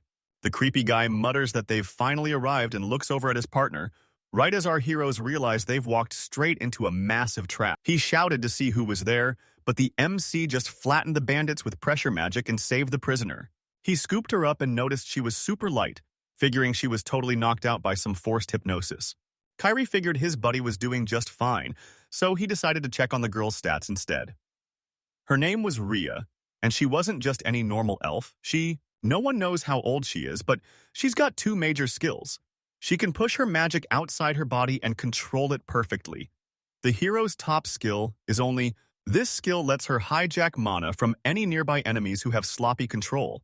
And while the heroes weren't sure what weak control really meant, being able to steal someone's magic like that is absolutely insane. The girl suddenly snaps awake. He's totally confused about how those bandits even managed to grab her. She immediately starts asking who he is and what kind of insane magic he's used. She flashed a smile, said his name again, and told him he was totally right about everything. Our MC was seriously wondering what was up with this girl. Then a guy walks over and asks if she's doing all right, so Kade asks how the rest of the crew is holding up. He tells her he's so relieved she's safe, but then he realizes he totally forgot she was still tied up, so he apologizes and rushes to get her loose. Out of nowhere, the girl just unties herself and tells him she's got this, but she still thanks him for the help, leaving the guy completely speechless. He asked if she could really get away alone, but she told him she had 0 magic and couldn't do anything by herself. He figured she had magic since she broke free, but she told him his mana was huge and his control was so weak it was easy to use. He figured she was secretly tapping into his mana behind his back, but for some reason, his magic levels weren't even dropping, until the other guy suddenly cut him off to apologize, admitting, Maju told the girl she was safe and promised to have the guild find out where she came from. But when he asked her to come with him, she flat out refused, so he asked. She told him his mana was way too hard to handle, so she straight up refused to go with him. She made it clear she wasn't leaving our MC's side. Since she'd really taken a liking to him, he asked Katie to watch over her until they hit the guild. Our hero reaches out his hand and asks the girl to come along. She nods and decides to follow him. He's surprised by how easily she listens to him. He still can't figure. She says their whole job is to take in these kidnapped kids and look after them, but there's one huge catch. They were totally lost, So our hero was stuck babysitting her until they could figure out her backstory, but the little girl started screaming her head off because she wasn't having. She was desperate to be near him, so she asked if they really didn't know each other, but he just told her they were total strangers. She hops right onto his bed and starts gushing about how soft it is. Our main guy is completely lost and has no idea how he ended up in this mess. Turns out she doesn't. The guild said it would take 5 whole days to dig up any info on her. He figured he could definitely handle waiting around for that long. The guy told them it was time to hit the hay, and he realized he needed to check on his crew and see how the work was going. His plate was totally full with a million things to finish. Slowly but surely, our hero finally opened his eyes. There was this tiny girl right in front of him, and he was like, "Why is she just lying on me?" She asked if he was awake, and he said he just woke up. She says she woke up because she felt his manhood greeting him, so he just says good morning back while wondering what's wrong with her. He checks in on the production and hears the experiment is going great, but the man stops mid-sentence to blurt out that the hero is way too young to be a dad. Kaid explained that bandits snatched the girl, and she's totally lost her memory, so he's looking after her while the guild digs into her past, and the guy thinks the whole situation is a mess and asks if he's taking a break from work. She starts insisting she can fight and that if they team up, she'll totally surpass that green uncle guy. The guy asks who she's even talking about, so she just tells him she's actually talking about Magis. He's a legit B-rank adventurer, but the last time he checked her stats, she didn't have a single combat skill. He laughed and said the guy was taking a break just like he thought, and the girl realized that meant she was finally allowed to jump into the fight. The guy shows our hero the stove, and his eyes totally light up as he starts checking it out from every angle. Something felt totally off, so he asked if there was a gas leak, but they just told him the whole project was still in the testing phase. He basically just fixed up an old empty furnace to get things started. If this actually works, he's going to have the blacksmith build him a real one. He even beefed up the P. Our MC already dropped some cash to get the experiment moving, and since he didn't know the prices, he asked if they were still good on money, only to find out Mithril is basically everywhere. She points out that Mithril is literally everywhere, even in the walls, but he tells her that's definitely not how you're supposed to use it. He checked the stats, and it really was Mithril, with the guy explaining that 1/3 of these stones are ore, though they're never totally pure since half of it is usually just junk. Everyone said he was just average, but he still knew how to craft exactly what he needed, and since he figured Mithril was pretty much useless there, he just focused on the cash he had left. The two of them were standing right in front of the stove, and the heroes knew they had to stop that gas leak fast. Rhea tells him she's going to handle it and to just watch, but the guy grabs her to stop her, shouting that the stove is super dangerous and she needs to stay back. She wasn't down at first, but she finally agreed to handle it from right where she was and reached her hands out. Out of nowhere, the pipes started fixing themselves and every single crack just started to vanish, leaving our hero and the guy totally blown away while the girl just stood there with a smirk. Rhea flashed a massive grin and gave a double thumbs up, bragging that she was the one who pulled it off. He was totally blown away since she's not even supposed to have magic, so when he asked her how she pulled it off, she said she just melted the mithril with magic to patch up the cracks. She just smiled and said it was a piece of cake, but he realized she had no clue how insane her actions actually were. And it was super weird because she clearly didn't have a single drop. Our hero knew he looked weak, so he told her to watch the mithril closely, and her jaw dropped when he started bending the metal like it was nothing. He pointed out that while you can force things to bend, welding them perfectly from a distance is totally unheard of. The girl was absolutely thrilled. The man couldn't believe his eyes, shouting that bending. He asks the girl for her take. The stove is working perfectly, and suddenly a total stranger pops up right in front of him. He says he's heard a ton about him and is hyped to finally meet. Then he tips his hat and introduces himself as Maius, the guy in charge of accounting. Our MC said he was happy to meet, and the guy felt the same way. He mentioned he had a ton of stuff to talk about. He didn't waste any time and got right to. He was stoked they actually had a solid plan before showing up, which was a huge win for him. He told them production hadn't even started yet because things were still pretty shaky, and because this stuff gets insanely hot, they can purify mithril way better, and his math shows that while charcoal is 20 times faster, this new material speeds things up another 10 times. If they can mass-produce this stuff, they can basically delete those old mithril mines just by clearing out the rocks. He kept insisting the oven would pay for itself in just 10 days, and needed to be mass-produced right now, making the other guy feel so awkward that he just went along with it. He asked if the guy was there for his cut of the profits, even though he actually had no clue what was going on. He'd be totally stoked with just a 10% cut of the cash. Mieus tells him that this is actually the first time he's ever paid a tech fee.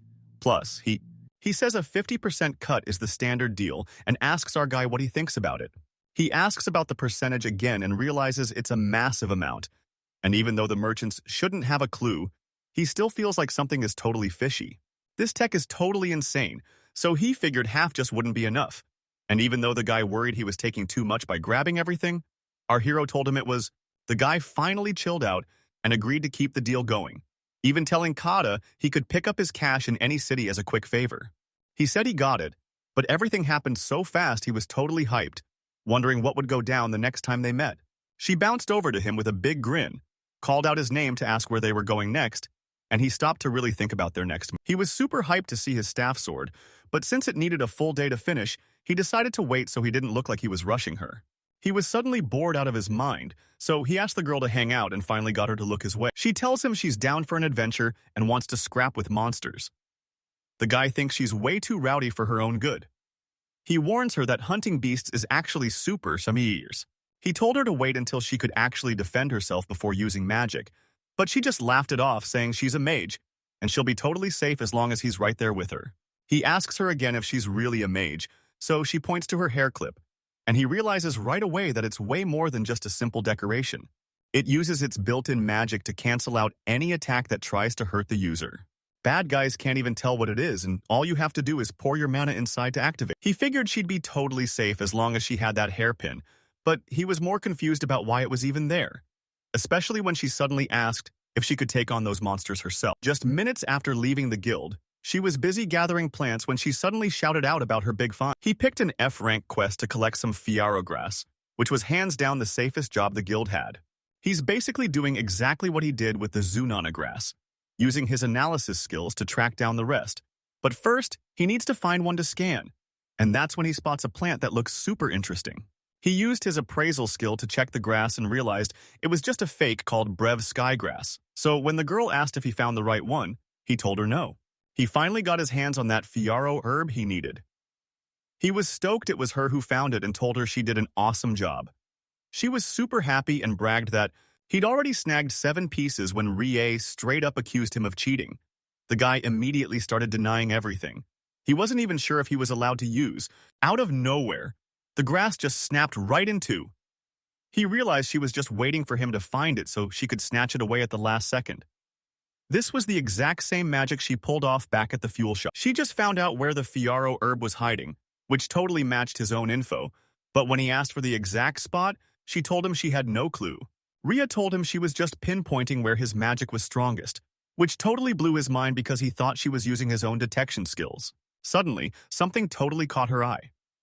Our main guy asked her what was up. That's when she started using her magic. He spotted a stone needle pop up and asked Real what the deal was, since there wasn't a single monster in sight. She raised her hand and told him he was dead wrong about the monsters. Then she aimed her needles straight ahead. The weapon slams right into the wolves. Turns out, these were actually red wolves. The boy can't believe she sensed them from that far away. They were over 100 meters out. He demands to know how she tracked them down, and if this is some kind of secret ability. She says their mana is super unique, and that's how she tracked them down. But all these obstacles are making it way harder to keep searching. He seriously wondered if she had some kind of radar hidden in her pocket. Did this girl really just compare him to a bunch of monsters? She turned right back to the game and started smashing those in. He admitted the aim was insane, and that even he'd miss from that far, but she explained the suit has built-in homing, so the hero should be able to do the exact same thing. He was totally shocked and asked if he could fire homing shots, but Ria shut him down, saying he's way too slow for that to even work. He was totally shocked, but she just told him that's the exact reason she's mastering Kayad's magic. She straight up admitted his magic was way faster and stronger than hers, so he just looked away and thanked her. Cade asked why she shot so fast, and she basically said the main guy is a total weirdo who couldn't do it himself. He figured a spoiled girl like her would just call him a freak, but if she really only has one type of magic, he's got a hunch he needs to go check out. The guy holds up a massive needle and asks her what she thinks of his power, totally sure he's got this, but Ria just tells him straight up that it's impossible. She warned him her magic is pure chaos, and she'd lose it if she used it, making him wonder if he'd been way too reckless with his own powers. He figured if she was a high-ranking court sorceress, then he must be an OP magic swordsman who could materialize anything he wanted. He realized his magic was a total mess, while the girl's power was honestly super weak. He started thinking about how insane it would be if he made some OP magic, and she used her perfect aim to fire. A pack of red wolves started growling right at them, and Rhea just turned around to face the beasts. Rhea warns him that a massive swarm of monsters is heading their way, but even though she's dying to ask about magic, his mind is totally somewhere else. She saw him grinning like crazy and asked if something big had just happened. He flashed a huge grin and said things were finally getting fun, and the girl was totally on the same page. She starts spinning like crazy and shooting needles everywhere, shouting that she's having the time of her life too. He asked if she used mana for her magic, but he was totally confused because his own mana wasn't even dropped. Rhea says she's only snatching up the mana he's throwing away, but he's not buying it and wants to know why she thinks that and how much she actually took. She explained that every single piece mattered, leaving him totally shocked right as that eye slammed into the wolf again.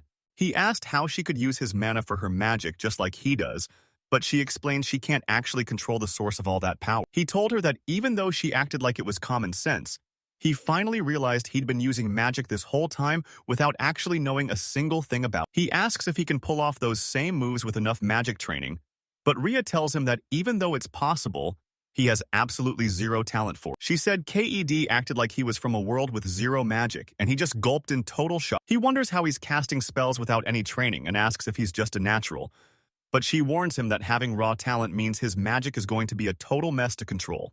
Our main guy has zero control over his magic, but he still makes it work just by being totally reckless with it.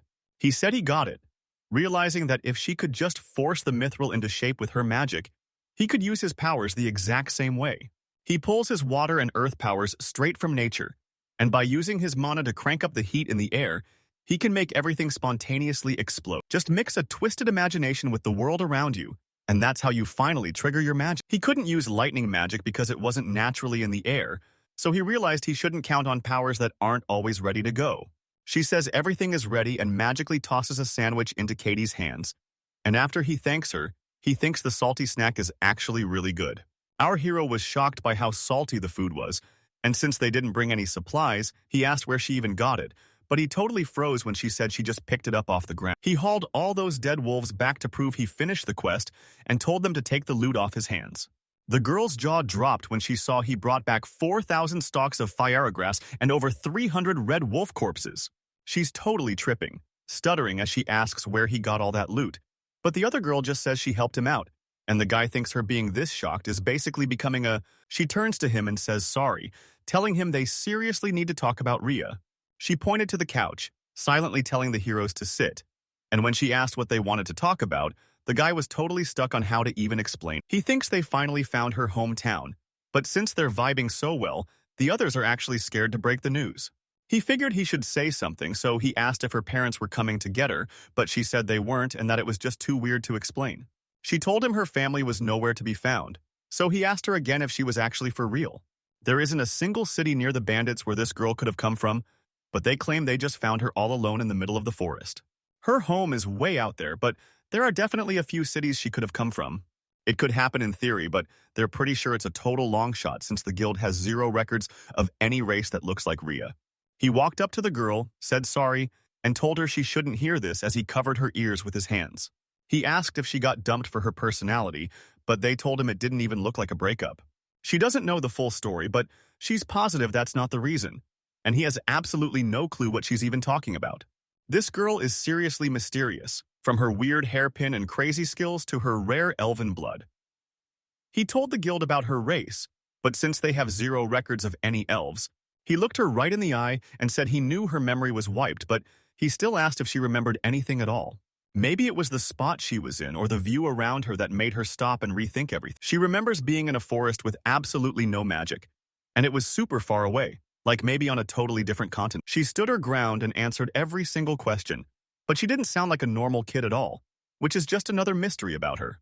He figured she was way older than she looked, maybe even older than him, so he asked what they were supposed to do with Rhea. She said they were hunting for someone to take her in, but finding a volunteer was proving to be a total nightmare. She told them if they couldn't find anyone, the girl would be stuck in the shelter, and Rhea was absolutely losing. She started screaming that she wanted to be the main character and snatched him up, leaving the guy totally caught off guard. The girl begged the hero to take her in, even though looking after a kid is a massive headache for a busy adventurer. Normally this would be easy, but Ria's memory is totally wiped. When she found him and saw he had the same powers, her mind finally started to clear up. If he rejects her now, they'll be totally fine as long as they're just fighting weaklings. But what happens if he has to burn through every last bit of his mana? She's burning through his mana, so if she runs out of spells, is there any way she can actually escape? He felt bad for her, but he knew she'd just be a total burden right now, and he looked super torn about putting her in any more danger. He could still manage to talk, but he told her to save that question for later. She told him he could totally take his time to decide, as long as he hadn't left for the next city yet. She tried to speak, but he cut her off to explain everything, promising he'd never leave her side and telling her not to worry, which made Ria feel so much better. She tells the hero they need to hit the guild and hunt way tougher monsters like Dark Saras or Bloody Tigers, and she's already geared up and waiting for him the second he wakes up. He figured those monsters were already shaking just from hearing her name. It looked like she thought he'd finally let her in if she showed him what she could do. Since he mostly just wanted to, the adventures can wait because he's got a way more important place to be right now, leaving the girl looking totally confused. The hero greets Sunisa and starts asking about his staff, but she cuts him off to say it's already finished. She was totally shocked and asked if he actually uses a staff, but he told her no way because he's a swordsman. Then she asked who was standing by Kade, but he said it. This staff actually doubles as a sword she calls a witcher's sword, and the guy was totally blown away. He told her it was awesome, and she was like, I know, even saying his energy felt just like a staff. She asks why it looks like a sword, but Sumisa wonders if it's really that weird since the MC wanted one anyway, and honestly, it's one of her best creations yet. He felt like his weapons were a perfect fit, so she pointed out a spot and told him to try using magic with them. And as he got to work, she laughed about how awesome his spells would hit. She was totally blown away by how much mana he had. She couldn't believe Ria could actually see the mana either. He knew right then that this sword was nothing like his old staff. It felt like the weapon was literally sucking the life force out of him. As soon as it passed the staff's limit, his mana just started pouring out. The kid started slashing at everything in his path, and Ria was totally blown away by his insane speed. Our hero was totally blown away by the speed and figured it must be the staff's special material, because even though he could still see the shot moving, it was fast enough to snipe a red wolf from a whole kilometer away. She was blown away by how he used it and asked how much mana he spent, but he just shrugged and said it was only about 100, acting like that was basically nothing. She's totally shocked that he has as much mana as 5 mages combined and asks if he's even human, but he just tells her he's a regular guy with a massive power tank. He told her the staff was straight up amazing and that she was the only one who could have made it. Then he gave her a huge thank you. She got all flustered and told him that if he actually liked it, then she was totally cool with it. She suddenly remembered that the guy from the fuel shop was hunting him down all over town, saying he really needed to talk as soon as he was free. The kid turns to face the guy. Mias welcomes him and says thanks for showing up, and Katie immediately asks what the heck went down. He told him the gear was ready and 10 machines were already cranking out products, which totally caught the guy off guard. Mia said they were short-staffed, so he hit up the Coal Miners Association, and since they'd heard about their work, they were totally down to team up. Production just doubled, and he totally thought the Coal Miners Association name was a total mouthful. They need to hit up the production site to see how things are going, and our main guy is totally down for. She was totally shocked to see so many dwarves there, and when the guy asked if they were all part of the Coal Miners Association, Mihas told him that most of them actually were. This guy walks up and introduces himself as the head of the Coal Miners Association. The guy said he was hyped to meet him.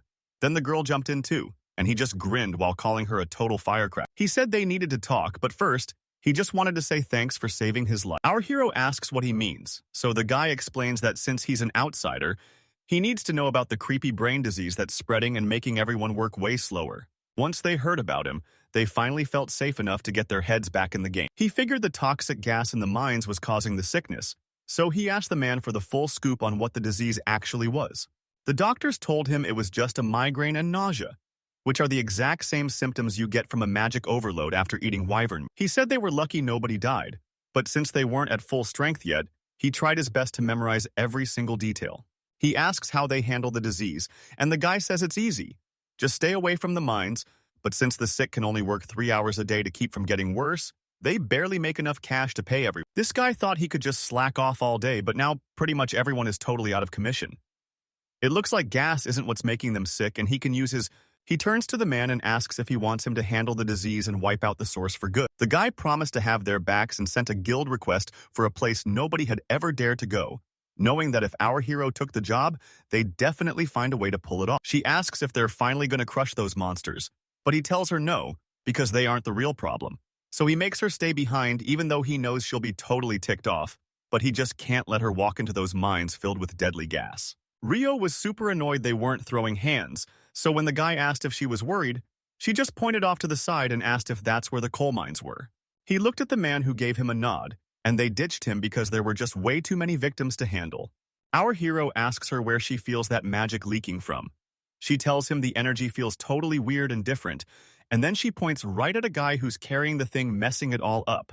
He had no idea what she was talking about, but that dwarf looked way too pale, so he triggered his appraisal skill to see what was up. He's hit with a status called Magical Overload, which is caused by this energy floating in the air that's basically just like mana, and it turns out that weird glow she saw was he was finally starting to get the picture as the boss checked in on his subordinate, who admitted that even though the coal mines totally wrecked him, he was still ready to get back to work. The man told him to take a breather and rest, realizing that even though she was young, the girl was actually a total natural. He asked why he didn't just bring the girl along to help him investigate. If they ran into any monsters, they could just turn around and bail. Since the disease barely affects kids, Ria promised they'd both be totally fine, and while he trusted her word, he was still way more worried about those monsters. He figured they could just bail if things got messy, and since the hero let the girl tag along, she was totally hyped. He saw her basically flying and wondered if it was a skill, realizing she could easily escape if things got too dangerous. They got to the mine entrance and spotted a sign warning them to watch out for the coal mine disease. He told her to give him a heads up if she spotted any monsters, and she was totally down for it. Those walls are going to make it super hard for her to track them, but she's still giving it a shot even though the guy totally forgot that his own detection is actually way better than hers in this mine. He spots the girl and asks if there's something hidden underground, and she's so shocked she just asks him the same thing right back. Ria realized there was a super careless vibe getting way stronger underground and was shocked she missed it, while the guy was just hyped his radar actually worked. He spotted a tiny 30-centimeter gap under the ground, and even though he didn't know much else, he decided to go for it, and the girl was totally down. The duo started grinding to reach the bottom of the mine, using their magic to blast through everything in their way. He smacked right into something solid and asked what it was, but she told him this spot was totally different from the rest. She thinks it's some old building, and when the guy asks if it's ancient ruins, Ria tells them it's actually a magic wall that the MC can't even break. Once she said that, he was dead set on breaking her, so he told her to get back while she wondered if he was about to use magic. The kid smashed a massive hole right through the floor, and when Ria asked if he was even human, he just told her yeah. Believe it or not, this is the first time he's ever flexed his magic in front of a girl, and when she freaks out thinking he's a monster, he just calls her a total brat. He started clearing a path with his pressure magic, and luckily the walls didn't even cave in. He was shocked to see the wall didn't have a single scratch on it, and he realized the girl was totally right about how tough it was. But suddenly, the guy's focus was totally cut off. The floor started cracking right under his feet. The girl screamed for him to watch out. Then, the whole ground just gave way and the hero started crashing down, and Ria yelled that they were way too heavy and were about to snap. He begged her to let go so he could try to land, and she finally just dropped him. He's falling fast and can't even see the bottom, but his radar says he's hitting the floor in 15 meters. He had to grab every single stone before they could even touch him, and he only had 3 seconds left before he hit the ground. The countdown kicks off and he sticks the landing perfectly without a single scratch in.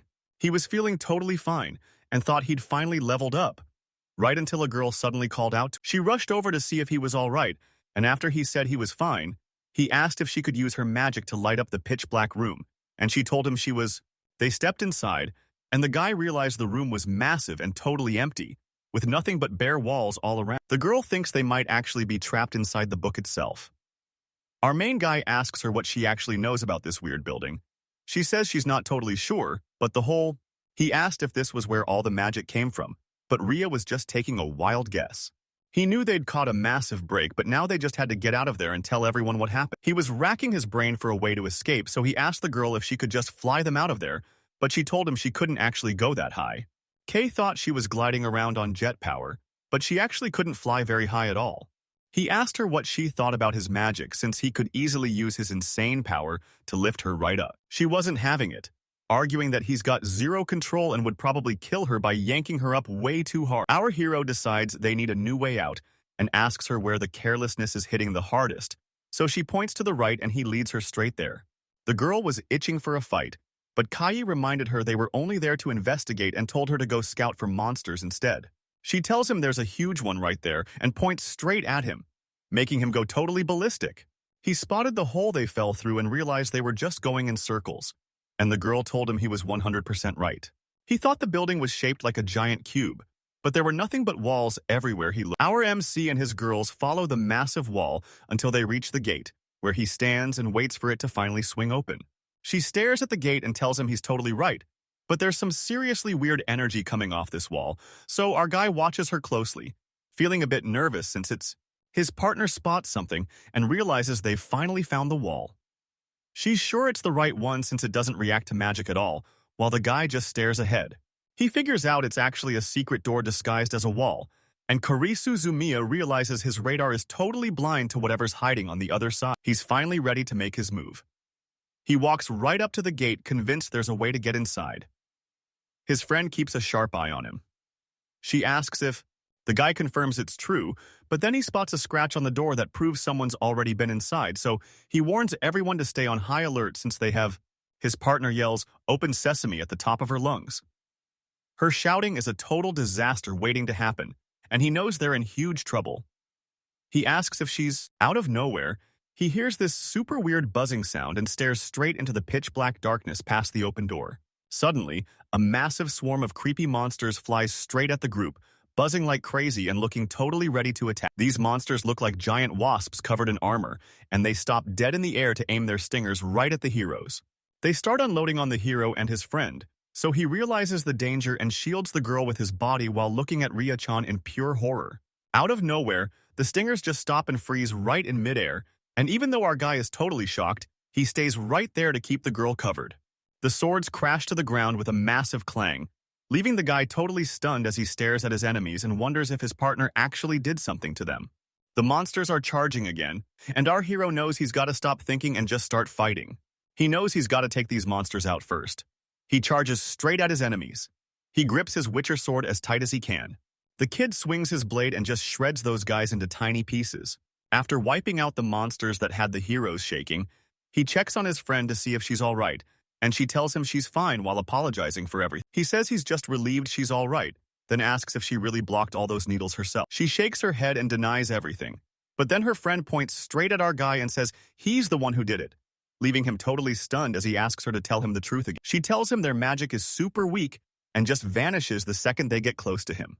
The guy just smirks and calls the whole thing pathetic, so the girl admits her friend is actually super weird, making Kairi Suzumiya ask her to say that one more time.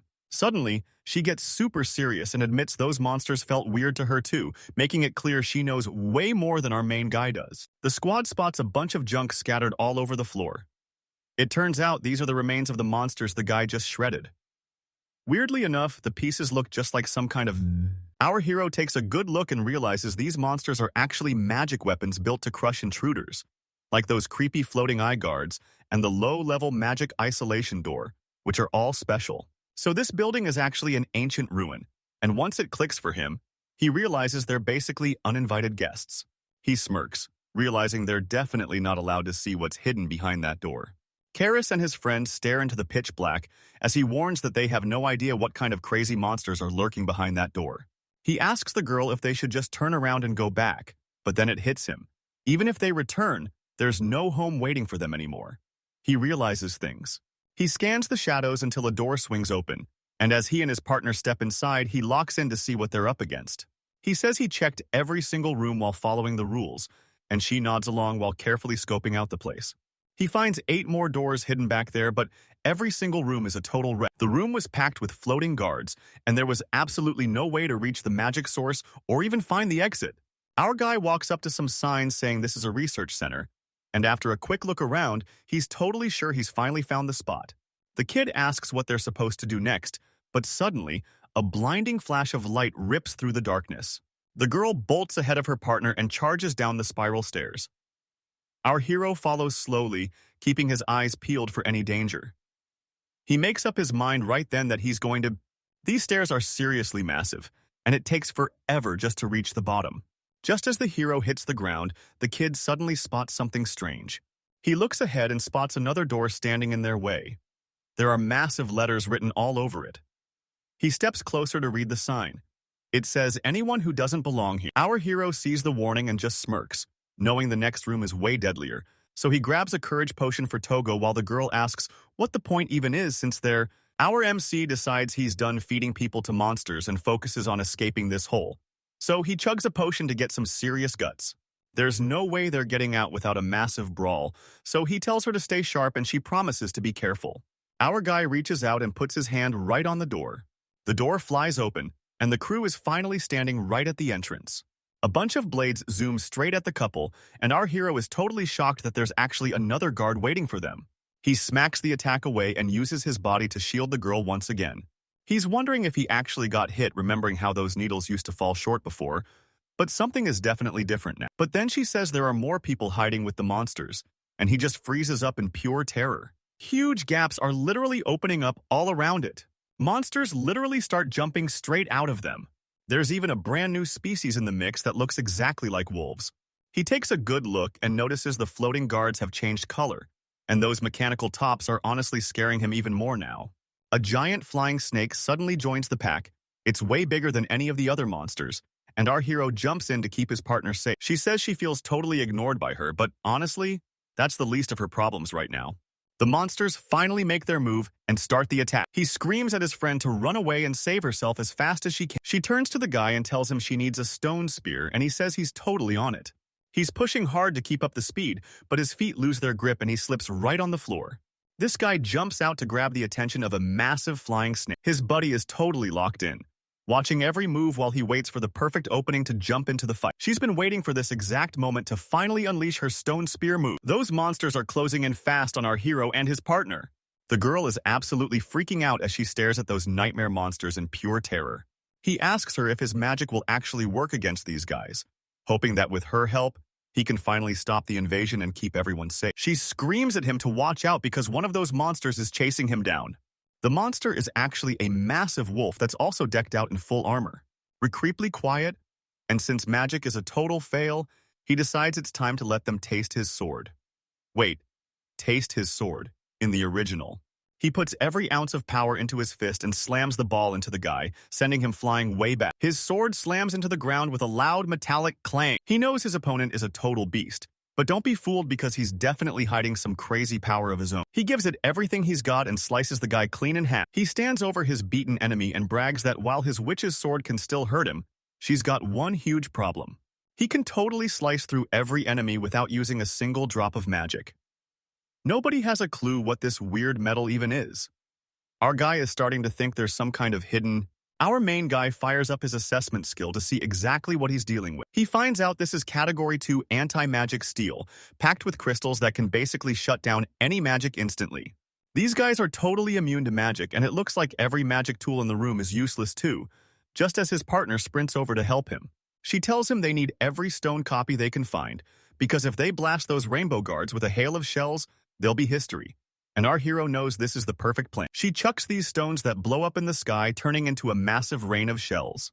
He keeps swinging his sword and dropping enemies left and right. Now he says he can finally lock in and deal with those wolves. There's just one massive problem they still haven't figured out. This giant flying snake is a total nightmare that won't stop bugging him. And now it's back, hovering right over him and raising its massive tail to strike. He knows exactly what's about to go down, so he turns to his partner and tells her to jump. The snake slams its tail right into the ground. Suddenly, everything on the ground just gets launched straight into the sky.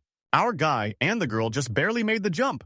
Once the dust settles, they stick a perfect landing right on the ground. Our MC asks his friend why this snake is so insanely strong, especially since she's ignoring the magic gear she's supposed to guard and just wrecking everything, including the heroes. His partner shouts that the snake is charging up another massive attack, and he just stares at the monster in total terror. That snake is seriously gearing up for something massive. Parts of her body can actually pop right off. Our guy sees everything going down and realizes this is looking really bad. He yells to his partner that they're bailing and need to book it to the stairs right now. This guy and girl are rushing straight for the open door. They push their bodies to the limit and sprint with everything they've got. That flying snake is way faster than it looks, and it catches up to the heroes so quickly they're absolutely terrified. A massive iron beam screams through the air, barely missing the group before slamming into the ground to block their path, leaving them all frozen in pure terror. Our boy realizes things are about to get really ugly. Suddenly, the flying snake busts right through the door, and since there's nowhere left to run, the heroes have no choice but to stand their ground and fight. These flying guards are buzzing like crazy right over their heads. Suddenly, a pack of metal wolves starts swarming our guys from every single side. Our hero finally faces the truth and knows there's only one thing left to do: take these enemies down. He knows he's got to handle this snake, but his power isn't enough, so he asks his partner to use her magic to shove it back underground. But she says it's impossible because she claims that snakes have wings too, making the guy spin around in total terror to ask what the heck she's talking about. She says they can totally ground that snake by just blasting its wings with a massive fireball. The guy nods and starts charging up a massive fireball. He tells the girl to shout when his sword is charged enough for Togo to crush their enemies. She says she's on it, and our hero immediately bolts away. Thick smoke just floods every single corner of the room. Our guy locks in and grips his sword with everything he's got. She screams that this charge is plenty for Togo to land a massive hit, and he tells her he's got the message loud and clear. He blasts his enemies with a massive hit that burns through 700 mana points. This kid actually pulls it off and whips up some massive firework balls. The snake backs off and starts tucking its wings away. The main guy's girlfriend screams as she shoves them right inside herself. Our hero watches in shock as the kid's attack explodes into something massive. The fire is straight up swallowing everything in sight. Our guy is totally freaking out, but he's also super hyped for what's coming next. The flames finally reach the snake and start slowly burning it up. He's watching every move, knowing that blast should have shredded her wings. But since it totally failed, he manages to slip away. Suddenly, the squad spots something weird way out on the horizon. He turns to his girl and asks if she can keep him in check, but she tells him his mana is way too crazy for her to handle. He knows that Fireball is locked onto him, but he can still hit those hidden wings without perfect aim if he just cranks up the power enough to blast them to pieces. She tells him he's got to crank his power up 20 times higher.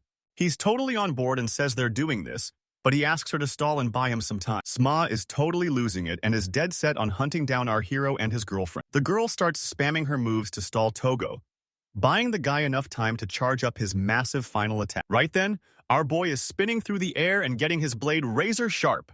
He's just a dark shadow hiding inside that massive cloud of smoke. They burst right out of the smoke to go straight for the hero's snake. He looks super confident as he tries to crush his enemy and finally get out of this place. He says he's still charging up the magic for his spell, but every single magic tool is already trashed except for that snake. The ground starts crumbling right under him, but he's still dodging every single attack like it's nothing. The heroes realize that if they keep this energy up, they'll definitely take the snake down, and they finally start feeling like they can actually win this thing. Even so, he's still totally freaking out, but then out of nowhere, rocks start raining down right beside him. He whips his head around and sees that the thing he tried to wash away just happened anyway. The guy looks up at the ceiling and recoils in pure terror, making his friend ask what the heck is going on. She looks up and man, what she sees is a total nightmare.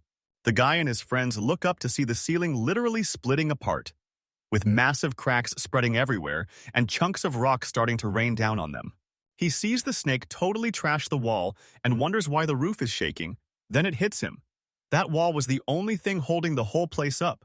He screams at his friend that they're about to be buried alive, so our hero asks if 10 hits are enough to take this guy down, but she says no way, unless they double. The guy screams that this won't work either because he's literally running out of time. He doesn't even get a second to think before something massive slams right into the floor. Our guy is struggling with everything he's got just to keep from getting launched sideways. He turns to his girlfriend and asks her straight up if she's feeling all right. Her eyes are totally welling up with tears, and even though she's dying to say something to her friend, she's so choked up that she can't even make a... The guy keeps his eyes peeled as he scans the area. Suddenly, the ceiling starts crashing down, and he screams the rest of it to his girlfriend. Terrified, the girl asks what they're supposed to do, and our hero yells at her to quit standing around and run for cover, but then he suddenly changes his mind and tells her to wait. He shouts that they can't let this chance slip away, so they sprint to the other side of the room to find another exit. And the girl doesn't even argue. That snake is still going totally wild, lunging right next to our main guy. He starts sprinting for his life, weaving and dodging past all the snakes snapping at his feet. She grabs her friend and holds on for dear life. He notices there are 0 turns in sight, and being stuck in a straight hallway is the absolute worst thing that could happen right now. The guys keep pushing deeper and deeper, praying that the stairs just keep going. Our hero sprints straight for the wall, clutching something tight in her arms. He freaks out when he realizes they've hit a dead end, and now they're in huge trouble. He looks back and realizes the snake is actually chasing him at a totally human speed. She's literally flying straight at the heroes and is about to strike right now. Our hero is ready to fight to the end to save his girl, but he knows they're in a bad spot. The ceiling stopped falling for now, but if that snake keeps going crazy, he figures he can make a break for the stairs by heading through that smashed door. But he's scared that if he clears out all the rocks in his inventory, he'll get... The whole time, she's just staring at him like he's totally pathetic. Her expression fades as she gets ready to head off to a whole new world. His girlfriend screams for him to hurry up and give her a fireball, and he's totally stunned by her wild request. He asks if she's got a plan, but she admits she has absolutely no control over this magic. She looks him dead in the eye and tells him she's not backing down no matter what. He realizes she's totally winging it too, but they've got zero time to stop and think. He's totally backed into a corner, so he finally gives in and decides to help his buddy out. She's pushing her limits to force the magic out of her body, and bit by bit, it's actually working. She pushes herself until a blinding magical light starts bursting out of her, making the heroine scream because she can't handle the power, but her hairpin suddenly kicks in and locks all that crazy energy. He watches the fight and realizes her magic is canceling out every attack, while that hairpin starts soaking up all the damage. He knows this is way too risky and she needs to stop right now, so he decides he's got to help her. But when he turns to talk to his girlfriend, she totally shuts him. The hero doesn't even crack a smile as she says adventures are a blast, then asks the MC if he's not having a good time too. The guy stares at her in total shock, and he's too scared to even try fighting back because he has no clue what's happening to her. He's convinced she's just acting tough, but she really only said it to get him off her back. The guy smiles and says no, but he's actually totally down with her plan. He pushes his feelings aside and decides he's got to help his friend out.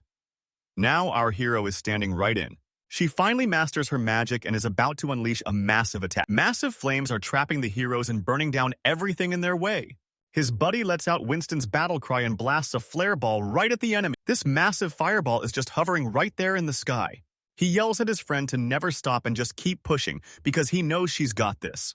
The snake finally makes its move and charges straight at the heroes, opening its mouth to show off those flashing fangs. He keeps hyping up his friend, screaming at the top of his lungs for her to just do it. She's pushing her body to the absolute limit to keep the magic steady, screaming her lungs out from the insane pressure. A massive fireball hurtles right toward the snake. The second it hits, it traps them in fire and starts burning them to a crisp. Completely wiped out, the girl just collapses onto the ground. Our hero doesn't waste a second and bolts over to back her up. That's when the guy decides it's finally time to finish this dude off for good. He zooms right up to the snake and slams his blade straight into its head. He feels his sword struggle to sink in because the metal on that snake's head is way tougher than usual. He remembers his friend worked way too hard to give him this shot, so there's no way he's going to blow it now.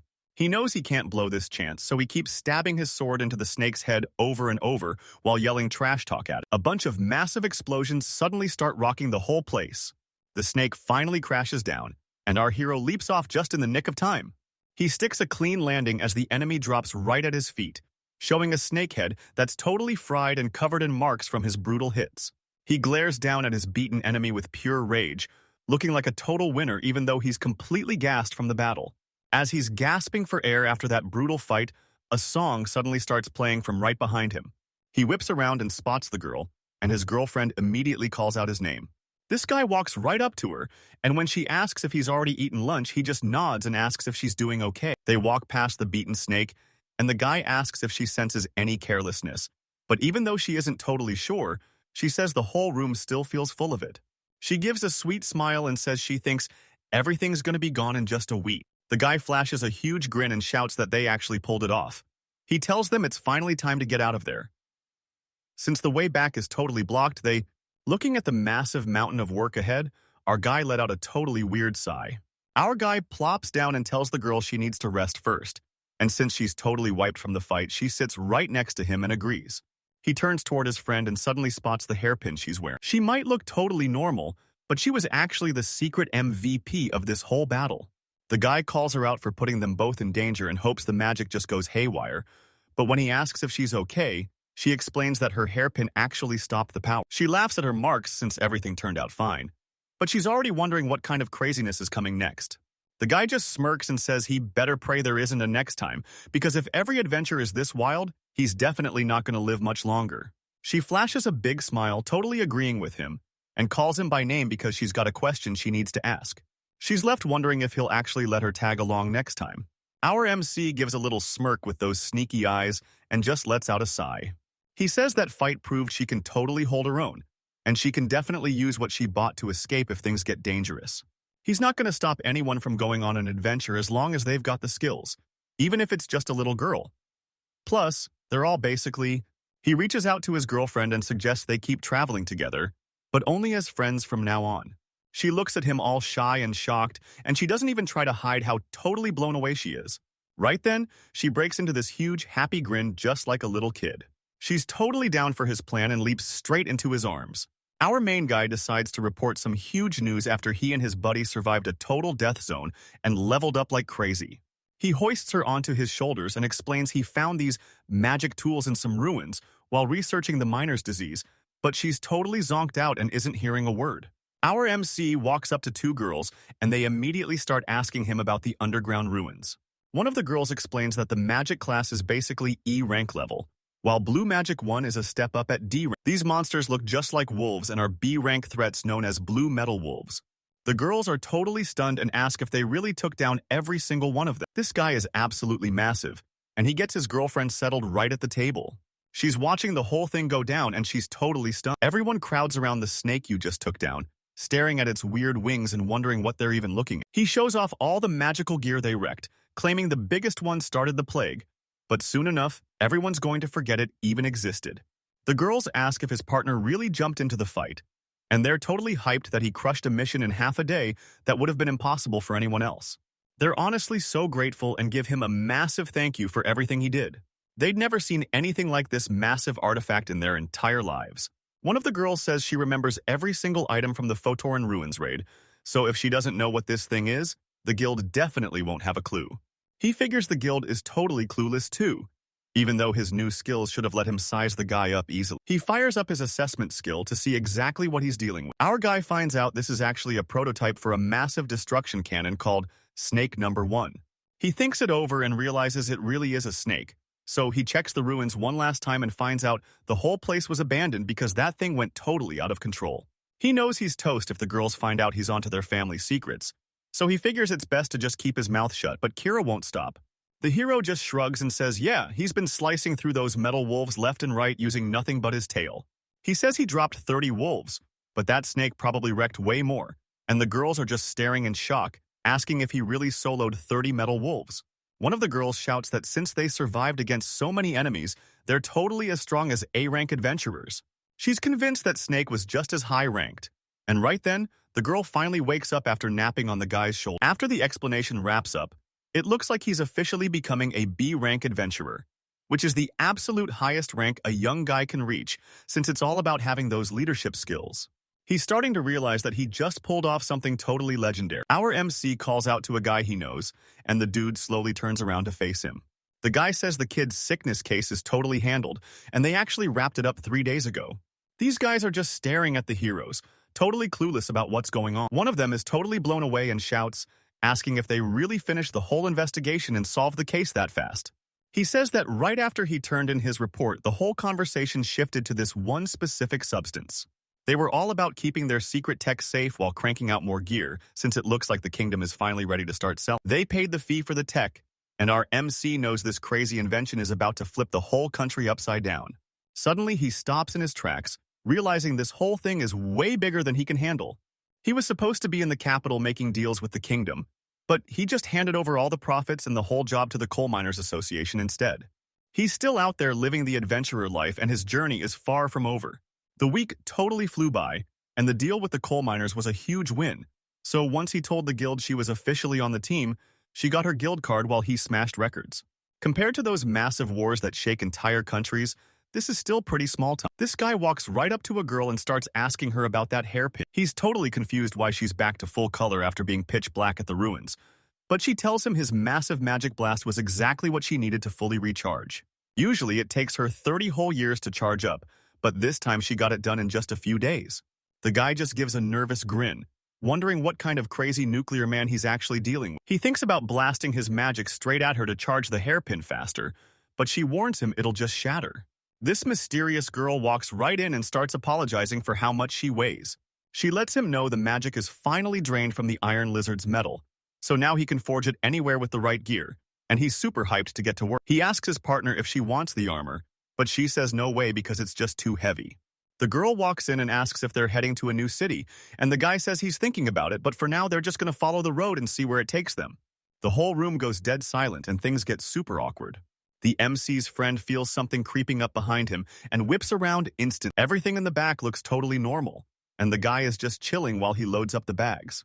The girls ask him what's going on, and he just tells them he felt like something was missing. His girlfriend speaks up and tells him that the magic energy completely vanished about 100 kilometers away from here. Our hero is totally stunned and has no clue who soaked up all that overflowing energy, but since even he can feel the power, it's gotta be something legendary. But he can't exactly say for sure that nobody else in this world can pull off a spell this massive. He can sense that an artifact way more powerful than a flying snake just got turned off. Does he even realize something crazy just went down behind the mountain? The guy turns to Sumijin and asks what cities are hundreds of miles away in that direction. So she starts naming all the towns sitting right at the base of the volcano. She asks if he's really sure about going there, warning him that a super dangerous labyrinth full of high-rank monsters is standing in his way. Our hero just smirks and says if that's the deal, they're heading straight to Orteon. Our guy gets totally fired up and shouts that this way, they're all gonna have way more fun. She flashes a huge grin, totally stoked for the wild adventures coming her way.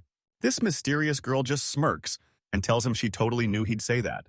Our main guy is the youngest one there, and since his girlfriend is a total pro-adventurer, they finally packed up and left Herrera behind. 3 hours after the plane leaves the ground, everything finally kicks off. This guy and his girlfriend are literally soaring through the air completely upside down. Out of nowhere, our guy senses something and whips around. He turns to his girlfriend to make sure she's okay, and she tells him she's doing just fine. The guy blurts out that she doesn't look tired at all and is probably just bored out of her mind. She's constantly floating around with zero side effects, and he thinks it's because she's just soaking up his leftover magic. She isn't exactly a speed demon, but if they keep this up, they're going to reach the spot in just a few minutes. His best friend spots a bunch of monsters up ahead and gets super hyped to tell him about it. The guy straight up says he thinks she's the one who killed them. He was trying to get to the city as fast as possible, but things definitely weren't going according to plan. A massive mob of monsters is standing right in their way. A massive mob of monsters blocks his path, and the girl is totally shocked by what she sees. Our guy says he's seeing things differently now and it's time for a warm-up, so she gets ready and they both charge straight at the monsters. The heroes start pushing through the massive crowd to finally reach each other. They clash in the middle and it turns into a total bloodbath. He yells at his girl to jump into the fight but keep them alive. And while she's down for it, she's totally confused why they're holding back. The guy asks if she's blind, because those monsters look straight up delicious and it's a total waste not to eat them. So he's going to take them all down. She asks if they can eat these monsters since she's never seen them before, and the guy just stares at her in total shock. He figures out that looking like a crab doesn't make a monster edible, so he uses his assessment skill to check it out. Right in the middle of the test, our main character realizes they're actually on the menu. He's absolutely loving the chaos, but then the girl screams that more monsters are swarming in from the other side, so the guy just grins and asks what their next move is. Just like that, the look in his eyes completely flips. Meanwhile, our hero heads over to some brown cockroaches that you can actually eat, but man, they look totally disgusting. The guy stares at them, looking totally freaked out. He looks at his girlfriend and tells her they gotta get out of there right now. She asks why they're running from such weak losers, but he just says they completely ruined his appetite for a fight. I finally stop after a while so the guy can catch his breath, and he's just super relieved they finally ditched the people chasing them. They finally make it to the city, and the guy starts thinking about how weird it is to be traveling with a kid. A soldier stops them to warn that the roads are crawling with monsters, but when he asks if they're all right, the girl just yells that those monsters are actually total pushovers. The guy says it's just a low-rank monster, but he's pretty sure they aren't actually that weak. The guy takes one look at the guests' weapons and says they're definitely the real deal. Our MC realizes his sword is a total standout to everyone, not just blacksmiths, and he claims they can wreck these monsters easily. Well, except for the cockroaches. He asks what's going on and why there are so many monsters swarming right outside the city. The guy nervously explains that the city is surrounded by 4 monster-filled forests, and lately, the beasts have been breaking out of one to invade the others. But check this out. Every single monster the heroes ran into was actually heading the exact same way. Our main guy asks why everyone is migrating, and while the kid is clueless, He's heard the guild definitely knows the truth. The guy just laughs because they didn't even send their best team, making him think this whole thing is a total joke. Our hero is starting to think the guild is keeping secrets from him. Every time something big happens, like that metal lizard or the bandit hideout, the guilds always hide the truth. While the crew is busy chatting, the MC's girl is literally bouncing all over the place. She panics and dives into his arms, screaming for answers, but he just chills her out and says it's a totally normal earthquake from the nearby volcanoes. Suddenly, a super weird smell hits everyone, and while the guy thinks it's just sulfur from the city, the guard tells him the recent earthquakes are actually nothing to worry about. He adds that this is easily one of the coolest spots in the whole city. He gives the heroes a massive welcome and tells them they're always invited back to the city. The MC and his buddy look around to find themselves in a city packed with ancient ruins and steaming hot springs. The young guy was totally shocked to find out there were actually hot springs in a place like this. This city is absolutely loaded, and everyone here is living their best life. Staying at these springs for just one night costs way more than it did back in their old city. But hey, the hero knows exactly why they're paying up, because inside that hotel, there are some seriously cozy and awesome rooms waiting for them. He scopes out the place and finds 3 whole rooms and even a kitchen inside. He turns to his friend and asks if she can use her magic to cook those crabs because he's dying to try them, and she's totally down for it. He's keeping his eyes glued to every single move in the kitchen. Out of nowhere, one of the crab's massive claws starts to twitch. But our guy gets totally sidetracked and doesn't even see it coming. The ground starts shaking again, so he tells her to back away from the pot before she gets splashed with boiling water. He's super hyped that she's finally getting the hang of floating around. Once the crab was finished cooking, his buddy sat down to eat and the MC told everyone to dig in. The guy cracked open the shell to get to that juicy crab meat. He stumbled right into one of the most insane pieces he'd ever seen. The guy finally takes a taste to see what the deal is. He's totally hyped about the flavor and how it's cooked, even though he says it tastes just like a normal crab. Then his girlfriend steps up and takes a bite for herself. She says it actually turned out super delicious. He tells her to stop eating so they have something for breakfast tomorrow, tosses the leftovers into his inventory to keep them safe, and since she's totally down with the plan and full from dinner, she's being put through total hell and is so exhausted she's basically passing out right there at the table. Watching her sleep really hits him in the feels, and since she crashed right after dinner like a normal kid, he decides it's finally time to get some shut-eye too. He tucks her into bed and watches as she snores away like a baby. Our hero stops to think for a second and lets out a heavy sigh. He's got to figure out why the magic levels totally tanked in that other city, but first, he needs to kick back and get some serious rest. He remembers stopping at the springs and spots vines growing all over the place. The city was totally out of gas, so there were no vans anywhere, and he literally had to wash himself with just a water balloon. While his girlfriend was fast asleep, the guy decided to finally toss those hot bones away. Our guy lets out a sigh, saying the bath is a bit hot, but it still feels awesome. Suddenly, something catches his eye, and he slowly turns around, being super careful. He realizes there's no shampoo anywhere, but it makes sense since water alone gets all the dirt off your body and clothes. He figured this special power was coming from an artifact, and if anyone broke it, it would be a total disaster.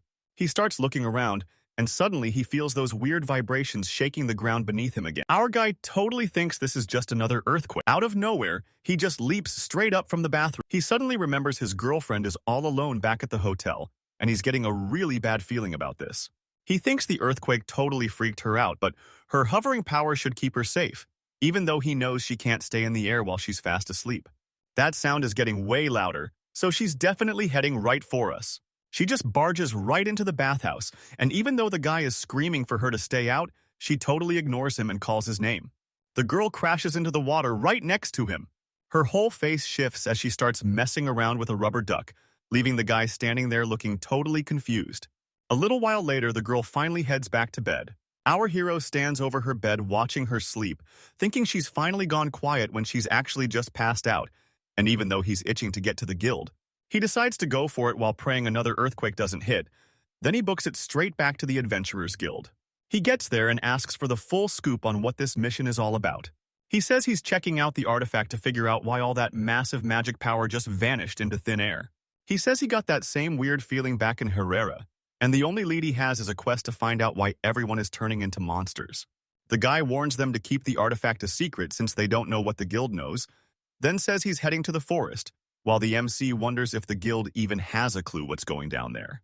He's checking what the guild already knows so he doesn't waste time on old info, but the girl he asks totally freezes up. She says sorry and admits she's totally clueless about this forest too. Our MC stares at her, totally caught off guard. Her family is telling everyone she's just an intern. The guy looks totally disappointed as he turns to her and says it's pretty obvious she's not even trying to play dumb anymore.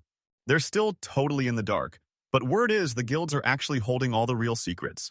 This guy realizes the rumors are 100% real because they're even keeping secrets from their own staff. Every other worker he talked to was totally clueless too, so he says sorry and decides he's got to grill the girl for info while our hero goes to find out where all that massive magic. He already knows the artifact is behind all this, and the girl is totally shocked by how fast he's moving. He tells them to keep moving because he's sure something is hiding in the woods. Suddenly, another woman walks in and tells him he's got to stop. She tells him to follow her because she needs to hear every detail about what he found out. The guy walks off, leaving the intern totally confused, and sits down at the table to talk business with his new friend. She asks him how much he actually knows about these artifacts. He figures the artifacts are definitely behind this, and since she seems like a total big shot, he wants to tell her everything, but he's worried it'll all go south. While he was hanging out in Herrera, he suddenly got this super weird vibe. After asking his magic expert friend about it, she told him that almost all the mana in the area had. She stops to think, realizing that their secret never actually got out. She asks him for his girlfriend's name and he tells her right away. She says the name again and suddenly it clicks. She finally remembers our main guy. He confirms everything in Takeland, but he's low-key mad you brought up his girlfriend and can't figure out how you even know their names. She just smirks and says everything is happening exactly like she thought it would. She says a new report just dropped about the adventurers in the air, and word is that some of them are insanely powerful. A few volunteers can make the trip from Herrera to Arteon in a day, but since our heroes did it in a crazy 3.5 hours, that woman still doesn't know the full story. Even without any phones, news travels crazy fast because they use magic to send messages to everyone. This is the one group he really didn't want to mess with, so he asks if the artifact is a total secret, and she tells him only a few workers and adventurers even know it exists. She says they were going to tell everyone until some outsider told them to wait, and our hero is sure some big boss at the top is the one keeping it a secret. He says the guild is actually a huge deal, and the only person who could even try to stop them is some high-ranking feudal lord. The hero asks if they always need outside intel to uncover the truth, but she explains they only do it that way when things aren't super urgent. The guy asks if they're really in the clear, and she tells him that, yeah, things are actually chill for now. She tells him they already tracked down the bad guys and finished them off for good. Our guy thinks the mess is finally cleared up, but the girl tells him that if he's going to investigate on his own, he's got to follow some rules. She tells him to drop her name first and make sure they know he's only there because of Lascious. She's totally down to help him with any info he needs, and since that's all he can really ask for, he tells her he's got it. Our guy finally makes it back to his place. He ended up finding nothing, but she said even after the thugs cut the power, that monster didn't stop, so the artifact had to be right there, and they just shut it down and smashed it to pieces. He figures if he can just find the way, he'll finally get his hands on the info he needs. The next day, our hero and his girl head out to crush some monsters. He says they've finally made it to the forest where the magic vanished, and today, they're going to take down every monster in sight while searching for clues about that artifact. He tells her to give him a heads up if she senses any monsters or weird magic, and she's totally down. She says it's actually way harder to sense a broken magic tool than regular items. To him, sensing a magic item that's lost its spark is actually pretty easy. A normal person wouldn't stand a chance, but he's just built different. He asks her if she knows which way they're supposed to smash the artifact. The girl just shakes her head and says she's got absolutely no clue. There are massive power levels flaring up everywhere, and they've got the whole place surrounded. Our guy decides to try something totally crazy to finish his mission. He suggests they scout out every single inch of the area. The girl is super hyped and says yes right away. Our hero charges straight into the deepest part of the woods. Those vicious fang wolves are always prowling around that spot. She blasts out glowing beams of magic. They sink their teeth into the wolves' skin and rip them right to the ground. The hunt actually worked out, and they got exactly what they were after. Out of nowhere, the group realizes a massive pack of wild boars is charging right at their backs with a huge boss leading the way. They start blasting fireballs right back at him, while our hero just keeps pushing deeper and deeper inside. They've got each other's backs and are working together like a total dream team. Our guy is totally locked in, keeping his eyes peeled to figure out exactly what's going on. Both heroes have insane aim and nail their targets perfect. Our guy tells himself he's got to take down every single enemy in the area. Out of nowhere, he hears a super weird noise and freezes right in his tracks. He sees his girlfriend taking on a massive swarm of monsters and is totally shocked by how many there are. He notices she's slaying enemies way faster than he can loot them. And since he has to walk right up to everybody to grab the items, he's falling way behind. He thinks they should use magic to speed things up by luring in corpses with mana, which is exactly what our main guy tried to do. While dragging a dead monster away, he accidentally snags something else that actually scares the life out of him. She stares at her friend, her jaw dropping in total shock. She asks what he's up to, and he tells her he's just reminding himself how sloppy his magic control really is. He tells her they should use magic to drag the dead monsters over so he can loot them faster, but she sadly admits they're just way too heavy. She turns to him and says he could be way faster, asking why he isn't just using speed magic to grab them all. The guy is totally confused and asks what magic she's even talking about, since he's never heard of it and wonders if it's just the stuff used for travel. He basically just needs to flood his body with mana to power up and wipe it out, so the crew decides to test it out later. The girl screams for him to stop charging right at her. To keep things safe, he tests out a tiny speed boost and shouts his acceleration magic out loud. She's keeping a super close eye on her friend's every move. The guy sees nothing's happening and wonders if he didn't use enough mana, so he decides to give it another shot. This time, our guy just blasts off at a totally insane speed. She stares in total horror as he moves with insane speed. He flips around in midair, totally panicking because he's completely lost control of the situation. It's getting blasted further and further away. Our guy slams straight into a tree with everything he's got. He steps out from under the tree looking like a total mess, almost like a cloud of smoke.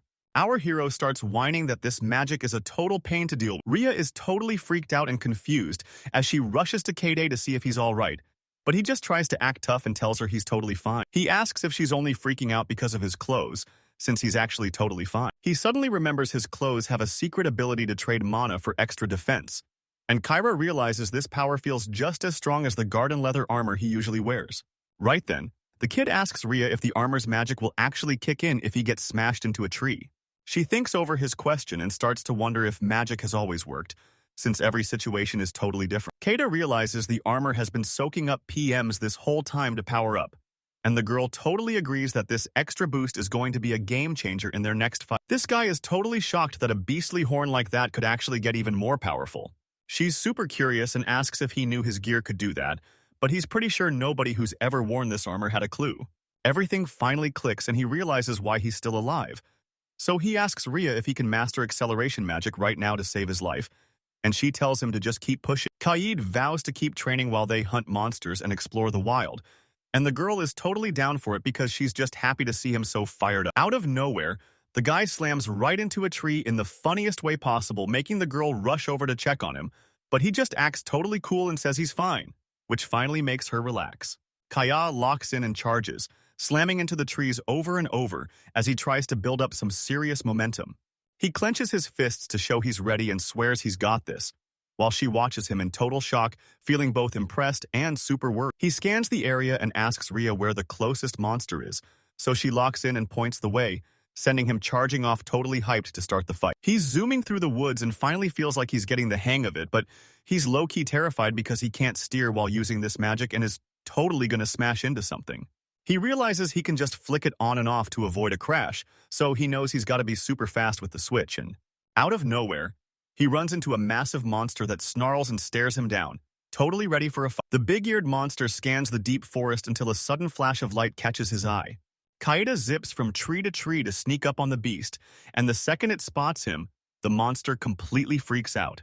The terrified beast lashes out with its paw, but he uses his acceleration magic to dodge the strike with insane speed. He slams a massive kick right into the monster's gut, and gets totally hyped when he realizes his speed magic is actually a secret weapon that gives him a huge edge. The monster groans as it gets slammed into a tree, while the guy sticks a perfect landing just to flex his skills. Grinning nervously, the guy asks Rhea what she thinks of his performance, and while she warns him his weird moves could be a total fail or a massive win, he stays positive and says he's good as long as he can still use magic. She was right in the middle of talking when she suddenly spotted something up ahead. Rhea senses something's off and tells the guy to hold up, saying she feels a massive, creepy magic nearby that puts them both on high alert, and he's totally shocked because he knows this is a big deal. The guys creep toward that mysterious magic and peek through the bushes, only to see something totally insane. Deep in the woods, they find a massive round plate with a weird symbol that's definitely hiding a secret. Our guy thinks it's actually the ancient ruins of Herrera, which would be a massive... The duo stares at the stove in total shock, realizing they finally hit the jackpot. Ria points out how weird the lid looks, and the boy gets super hyped, telling her she did an awesome job as their long journey finally comes to a perfect end. The crew finally pries open that round slab and spots a staircase leading straight down into a total mystery zone. Kaida and Ria stare at the stairs in total shock, completely speechless because the whole place feels so eerie. Back at the estate, Lassiason gets curious and asks the heroes if they found anything cool while they were out exploring the forest. Ria tries to break the tension by yelling about how boring it all was, but the guy cuts her off and says he's going to explain everything properly and take his time. He tells them about a forest entrance 12 kilometers southwest that's sealed with a lid just like this one, and it gives the group a whole new idea. He says that once they got down there, they found some underground ruins that were totally trashed. Kayata mentions he found some burnt remains, but everything else was just a pile of totally worthless scrap metal. Lasia-san leans in and explains that whatever was there must be super valuable to get their imaginations running wild. He nods and says it was an artifact just like that pedestal they're all thinking about right now. He finally realizes that this is the exact reason why all that weird stuff happened on their adventure. Kaida explains that they found pieces of a giant magic stone near the pedestal in the dungeon, and it's making the whole situation even more mysterious. He explains that the pedestal is actually just one part of a massive system, which means this whole situation is way more complicated than it looks. He figures they've hit a dead end with this gadget, but he's convinced this place was just a side lab and the real secrets are hidden in a main system somewhere else. The girl sitting across from him says all this crazy stuff is happening because that massive magic stone got shut down. She goes totally quiet, grabbing her chin while she really thinks about everything she just heard. He figures that even if she actually knows something, there's no way she's going to tell them a single thing. He can tell Lassia is totally clueless about this gadget, and after a long silence, she looks him right in the eye and says she's got a question for him. She reminds him that he totally called those underground ruins a support base before. She gets dead serious, thinking Kayet or Ria have some secret research powers, so she just cuts straight to the point. This totally freaks the guy out, while Ria just chills and sips. He realizes Lockeson is actually right since they share the same power, and now he's panicking about leaking too much info because Kaida somehow figured out his secret skill from just a few words. She bows her head and tells him he doesn't have to spill every detail, which really starts to build some serious trust between them. Lacey claims she's just prepping for emergencies, but since they cured that Herrera mind disease so fast, she's convinced someone is hiding a massive analysis skill. The kid just stands there with a smirk while his friend looks on in shock, and even though the guy's worried Lassia might use this info for something bad, the boy is honestly... The kid shuts his eyes to think, realizing that telling Lassia-san everything and letting the guild take over is his best move, so he finally speaks up and says his skills are all the proof. She gives a satisfied smirk and says she'll ask about the way to the ruins later, just to keep the door open, while he just looks at her totally confused about what she really wants. She reminds him she already said it. Only a few adventurers and guild members actually know the truth about this whole mess. Lessia tells the whole squad they need to know the truth to stay in the loop, and the guy gives her a serious look, realizing just how big this news really is. The girl with glasses gets dead serious and says she can't spill the beans until her bosses give the green light, which totally stresses him out as she tells him to just stay patient and not get his hopes. He thanks her for being so chill and having his back. Kaida figures she can finally trust him since he's actually opening up about his secrets. He's convinced these secrets are the real problem and hopes the big bosses let him spill the tea, especially since he's eyeing the massive Ordine Labyrinth as their best bet. The guy on the bed looks at Ria and asks what kind of earthquake defense she just cooked up, totally curious about her new idea. A girl is literally floating in the air on her bed when she says good morning, and the guy jokes that she has a totally crazy way of sleeping. As they're walking through the city, the guy asks Ria if she's doing okay or if she bumped her head while sleeping, but she just smiles and says she's fine. She just really wishes her bed was way higher up. He knows it's totally impossible, but he can't help but smirk at how positive she's being.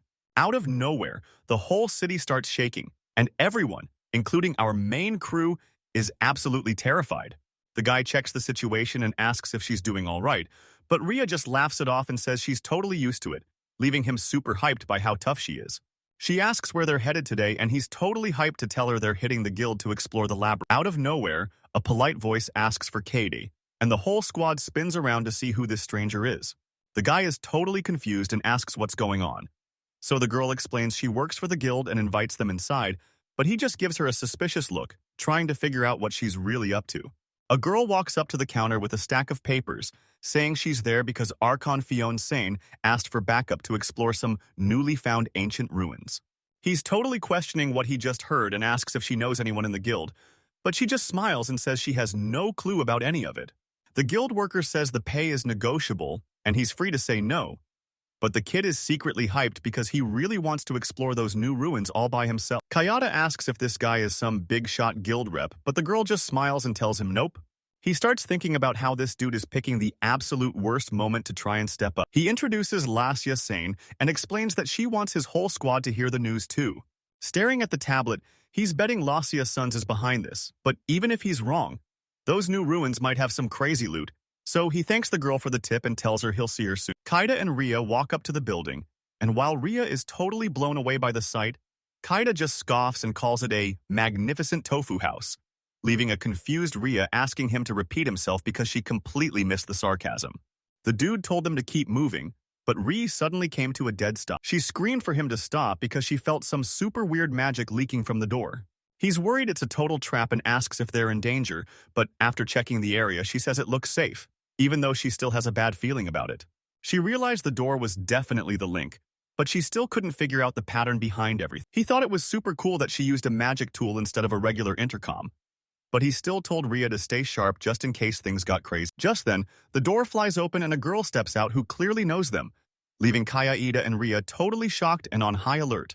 The hero spots a girl with fox ears and a tail who's super cheerful, telling them they look exactly like the stories she's heard, but then she mentions how weird their group is, making he knew right away this fox was actually a beast man, and totally shocked by the surprise meeting, he asked if she was Fiona. She cheered with a massive smile that it was really her, leaving the guy totally blown away.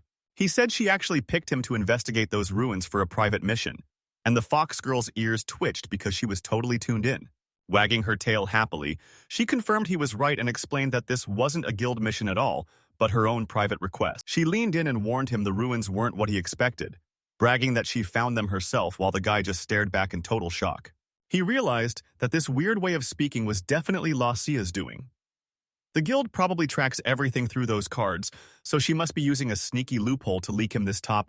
He reached out and asked her to tell him more about the ruins, but she got totally serious and warned him that the place was crawling with scary monsters and traps, The fox girl sighed and admitted she tried to tackle this place alone before, but she could only run for her life, which totally blew the guy's mind. He asked if she was really going to push herself since she's just an archaeologist, but she just grinned and pumped her fist, laughing that her stamina is actually top tier. She told him to chill with the formal talk since she's not some big shot, and he couldn't help but agree with her. Fione-san had a huge smile and said they'd totally win using the artifacts, which really hyped everyone up. The fox girl says she just needs Ria's hairpin, but Ria totally panics, grabs Katie and screams that she's never letting it go. She calms the girl down and tells her straight up that she won't be able to handle it. Even if she wants to, a super powerful artifact like this can only be used by...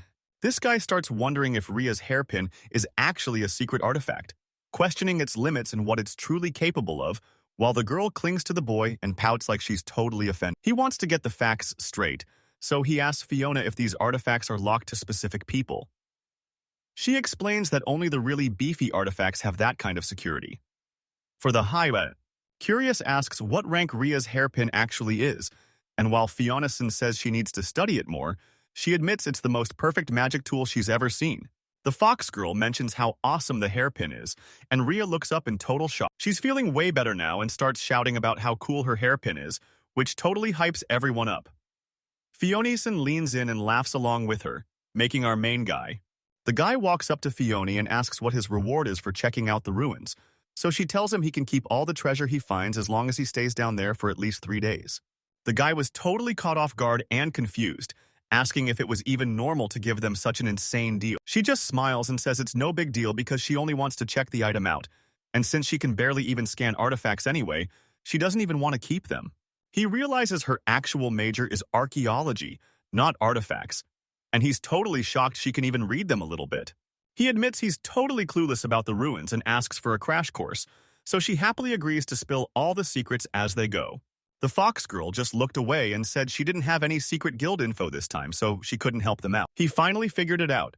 This was the secret loophole Sia-san was using. Kaeda's worried she needs permission to talk, but since he's on a private mission, she can't really stop him from exploring those ruins. And honestly, this deal is such a win that he's actually getting more out of it than she is. Kaeda realizes he's gotta protect Fione while they raid the ruins, so he gets fired up and asks exactly when they're moving out. She holds up a finger with a big smile and says they're good to go as soon as they're ready. The dude says it's way too sudden, but Fiona-san is totally confident and tells him it's better to just end it right now. She looks away and says that, for all they know, they can just put this whole thing off for another 10 years. He realizes this is another weird phenomenon, basically a ticking bomb with no timer. Ria stares at the girl in shock, but he tells her they gotta get moving right now.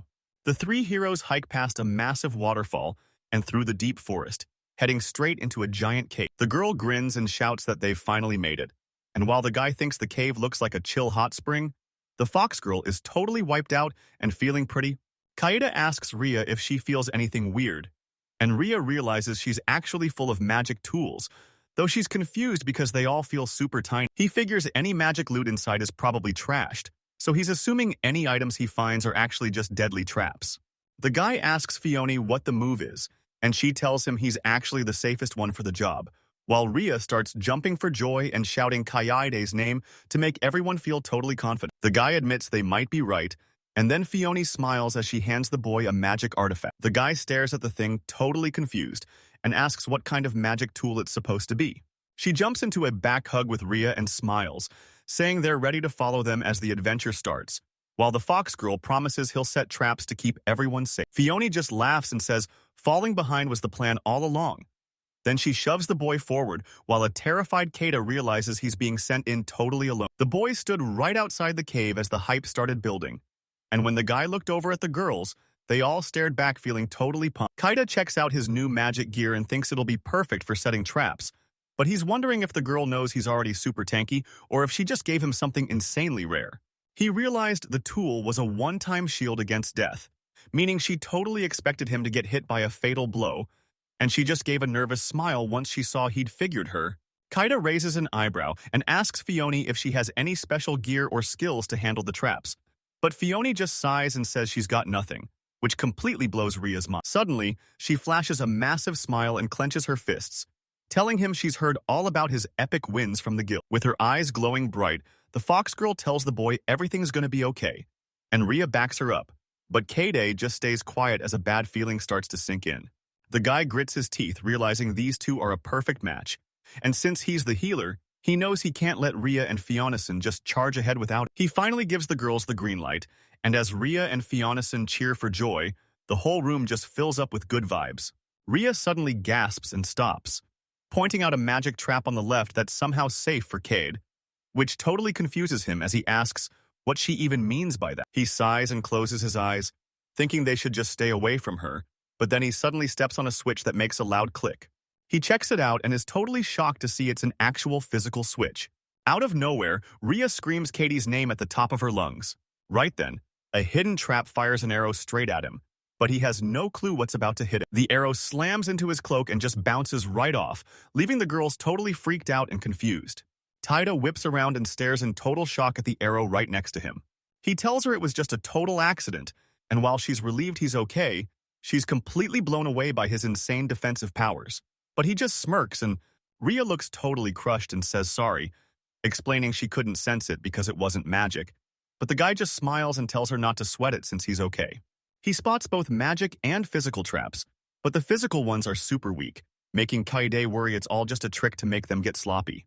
He stares at the hand and uses his magic analysis to figure out exactly what kind of traps are hiding all around. He blasts his magic forward to reveal a ton of hidden traps, and the girls are totally stunned. The guy pulls a face and suggests just blasting all those traps with magic to trigger them, while Fione gives a nervous smile and says it's a great idea. The guy and Ria reach out to cast their magic, and suddenly every trap blows up, turning the whole sky into total chaos. Kaede gets her head in the game and asks Ria to find all the magic traps, and Ria says she's on it, pointing out one that's literally right next to him. The guy's super disappointed that he can't see the traps, realizing that if he can't spot them, his analysis skill won't work at all. Fione warns everyone that these magic traps are perfectly hidden, and since she can't spot a single one, things are getting seriously intense. The girls share a happy look as Fione beams and tells Ria she's totally awesome, making Rhea just laugh it off.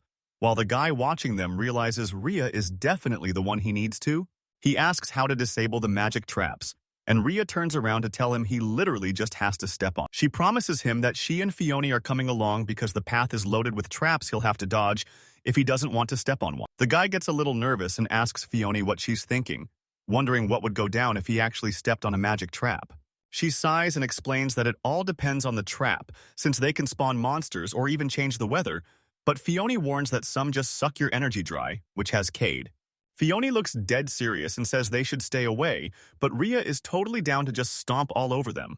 He decides to put his faith in Rhea since she clearly knows way more about magic than he does, and even though he's nervous, Keita agrees to step on a magic trap just once. He lifts his foot to step on what might be a trap, and the girls are so freaked out they start backing away as the tension hits the roof. He let out a nervous huff and braced himself, knowing things were about to get seriously ugly.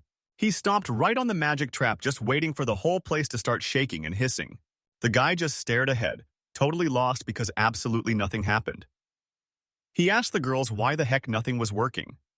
Rhea started screaming that she was right all along. Fiona just looked away.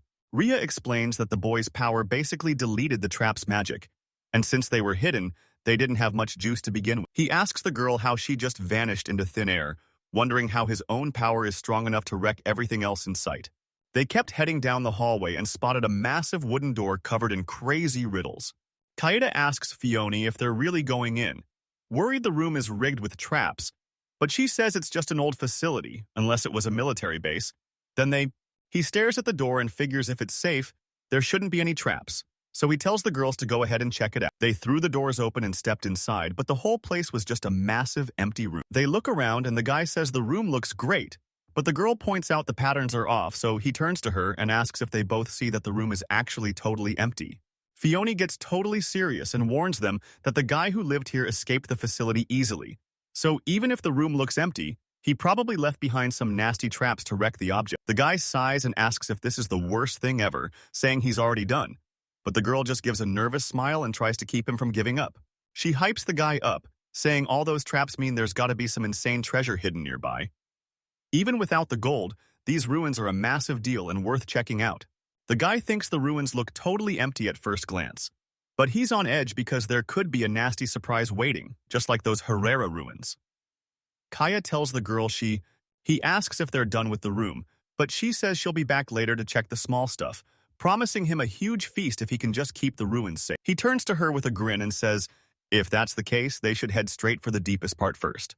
The boys were super hyped as they explored the cave ruins, while Fiona stayed focused and scribbled down every important detail in her notebook. He led the way down a tight brick hallway while the girls followed right behind, keeping their eyes peeled for anything suspicious. The guy noticed the hallway was getting tighter and tighter, and the girls totally agreed as they listened to him. Fiona felt the vibe shift too, but since the ceiling was still super high, Raya's just checking out the area when she suddenly stops dead in her tracks, sensing something totally off. She yelled for Katie to watch out for some creepy magic ahead and pointed right where she felt it, leaving Fiona totally shocked by how fast she picked up on the danger. The boy asked if this weird magic was different from the traps they'd already run into. The girl thought about it and said she wasn't sure, but the magic felt pretty weak. She told everyone they should all back away together and leave the guy out in front. He stayed totally quiet because he knew it was for the best. Then he marched forward and stomped right on the voiceover as he started getting super hot. Rhea sensed the danger and screamed that the trap was live, leaving Fiona stunned by her fast reflexes as he realized just how bad things were about to get. Kaeda realized his magic wasn't strong enough to break the trap, so he nervously asked the girls what kind of crazy trap they were even dealing with. Suddenly, the whole place started shaking like crazy, and the group was totally freaked out because they had no clue what was creeping up behind them. They spun around in total shock as a massive puck came zooming down the narrow hallway straight for them. The guys were absolutely losing it when that massive puck, as tall as a whole hallway, started picking up crazy speed. The girls were totally freaking out, their eyes going wide as they realized the danger was right on top of them. Adrenaline hits them hard as they all turn and bolt, trying to outrun that massive metal puck closing in on them. Fiona screams to ask what that thing is, so the boy draws his sword to shield the girls, mentioning that Rhea thinks this trap is super weird since it's a mix of both physical and magic power. He knew right away it was a total trap and screamed at the girls to just keep running. Keed kicks her speed magic into high gear to dodge all those flaming arrows flying her way. He triggered every single trap on purpose, taking all the hits himself just to keep the girls safe. All he's got left is this massive metal hunk, and it's zooming straight toward the girls. This guy zooms past Fiona in a total blur, leaving her way too stunned to even say a word. He warns her he's about to mess with the metal puck, and Fiona screams that it's literally impossible to break. Waving his hand to cast a spell, the guy yells back that he's not trying to kill him. He's actually just trying to stop him. He slams his shield into the dirt, and a massive stone wall bursts out of the ground to block the attack. That massive metal beast slams into the stone wall and starts tearing right through it with a deafening roar. The guy is completely lost and has no idea how this is even happening. The girls are totally... The trap picks up speed, blasts right through the stone wall, and roars as it zooms toward the boys even faster. Our hero's face went totally white as he realized his plan was falling apart and there was no way out. He screams for them to run, but they're already bolting away with tears streaming down their terrified faces. Kaya whips around to see the danger closing in, thinking the slope is making that puck pick up insane speed. He's totally shocked that his magic can't hold it back anymore. He realizes they're moving way too slow, so he just scoops Fiona up and screams at everyone to keep running and not stop for anything. He yells at Rhea to book it, and she doesn't even think twice before hitting a full sprint. Fiona is totally freaked out and asks what he's doing, but the guys just speed up even more, making her scream as things get way too intense. He realizes they've finally made some ground and shouts up to Rhea, who's already flying way ahead, to see if there's a turn coming up, and she quickly spots a crossroad to the left. The guys look ahead and finally spot a way into the room right on the left side. Kaeda grips Fiona and asks Rhea if there are monsters inside, but she says it's not monsters. It's something way worse. And right then, he spots something totally creepy out of the corner of his eye. He spotted something on the ceiling that magic couldn't even touch, and it looked like a total trap. He knows it's a total trap, but running away is just as dangerous, so he thinks both moves are way too risky. Just then, Rhea screams for Kaede to look out, and he totally panics when he sees the trap right on their heels. Fiona was about to say something, but the guy totally read her mind and told the girls to get inside, so they slowed down at the very last second and zipped into the room right before a massive crash. Suddenly, a massive metal trap zoomed through the room and triggered a hidden switch. The guy stuck the landing in the room with the girl still in his arms, and Rhea hopped right in after him like it was nothing. Out of nowhere, a massive crash echoes behind them. A giant metal door slams shut, cutting off their only escape. The boys whip around, totally freaked out by the sudden noise. He sets her down, and as she realizes they're totally trapped, he bolts for the door and tells the girls to stay right where they are. He blasts the metal door with all his pressure magic, but he barely even leaves a scratch on. Realizing he's totally stuck, the guy drops his hand and sighs that this is way too hard, while the girls just watch in shock, having no clue how to fix this mess. Suddenly, Rhea got a bad vibe right as she heard a super sketchy creaking sound. She freaked out and yelled to the guy that something was going wrong. He immediately snapped to attention and asked what was happening. Meanwhile, the fox girl just watched the whole scene with a curious look. Suddenly, the guy realized something was super weird and stared at the noise, looking totally freaked out. All of a sudden, that metal hatch he was staring at pops open and these creepy metal things start crawling out. This massive metal rock slams out of the hatch with a roar, and the guys have no clue what they're even looking at. Tons of massive tank-like robots started pouring out of the hatch behind him, and the guy was totally terrified, realizing he had to get out of there right now. As the dust cleared, the guys spotted a massive machine called a Type 3 Crusher, which was basically a giant boxy robot rolling on tank tracks instead of wheels. Kayata scowled, knowing he had to fight, and he straight up said these guys looked tough, while the look on his face showed he knew this was going to be a serious problem. The guy finished sizing up the robots, gripped his sword, and told the girls they had to take down these ancient machines.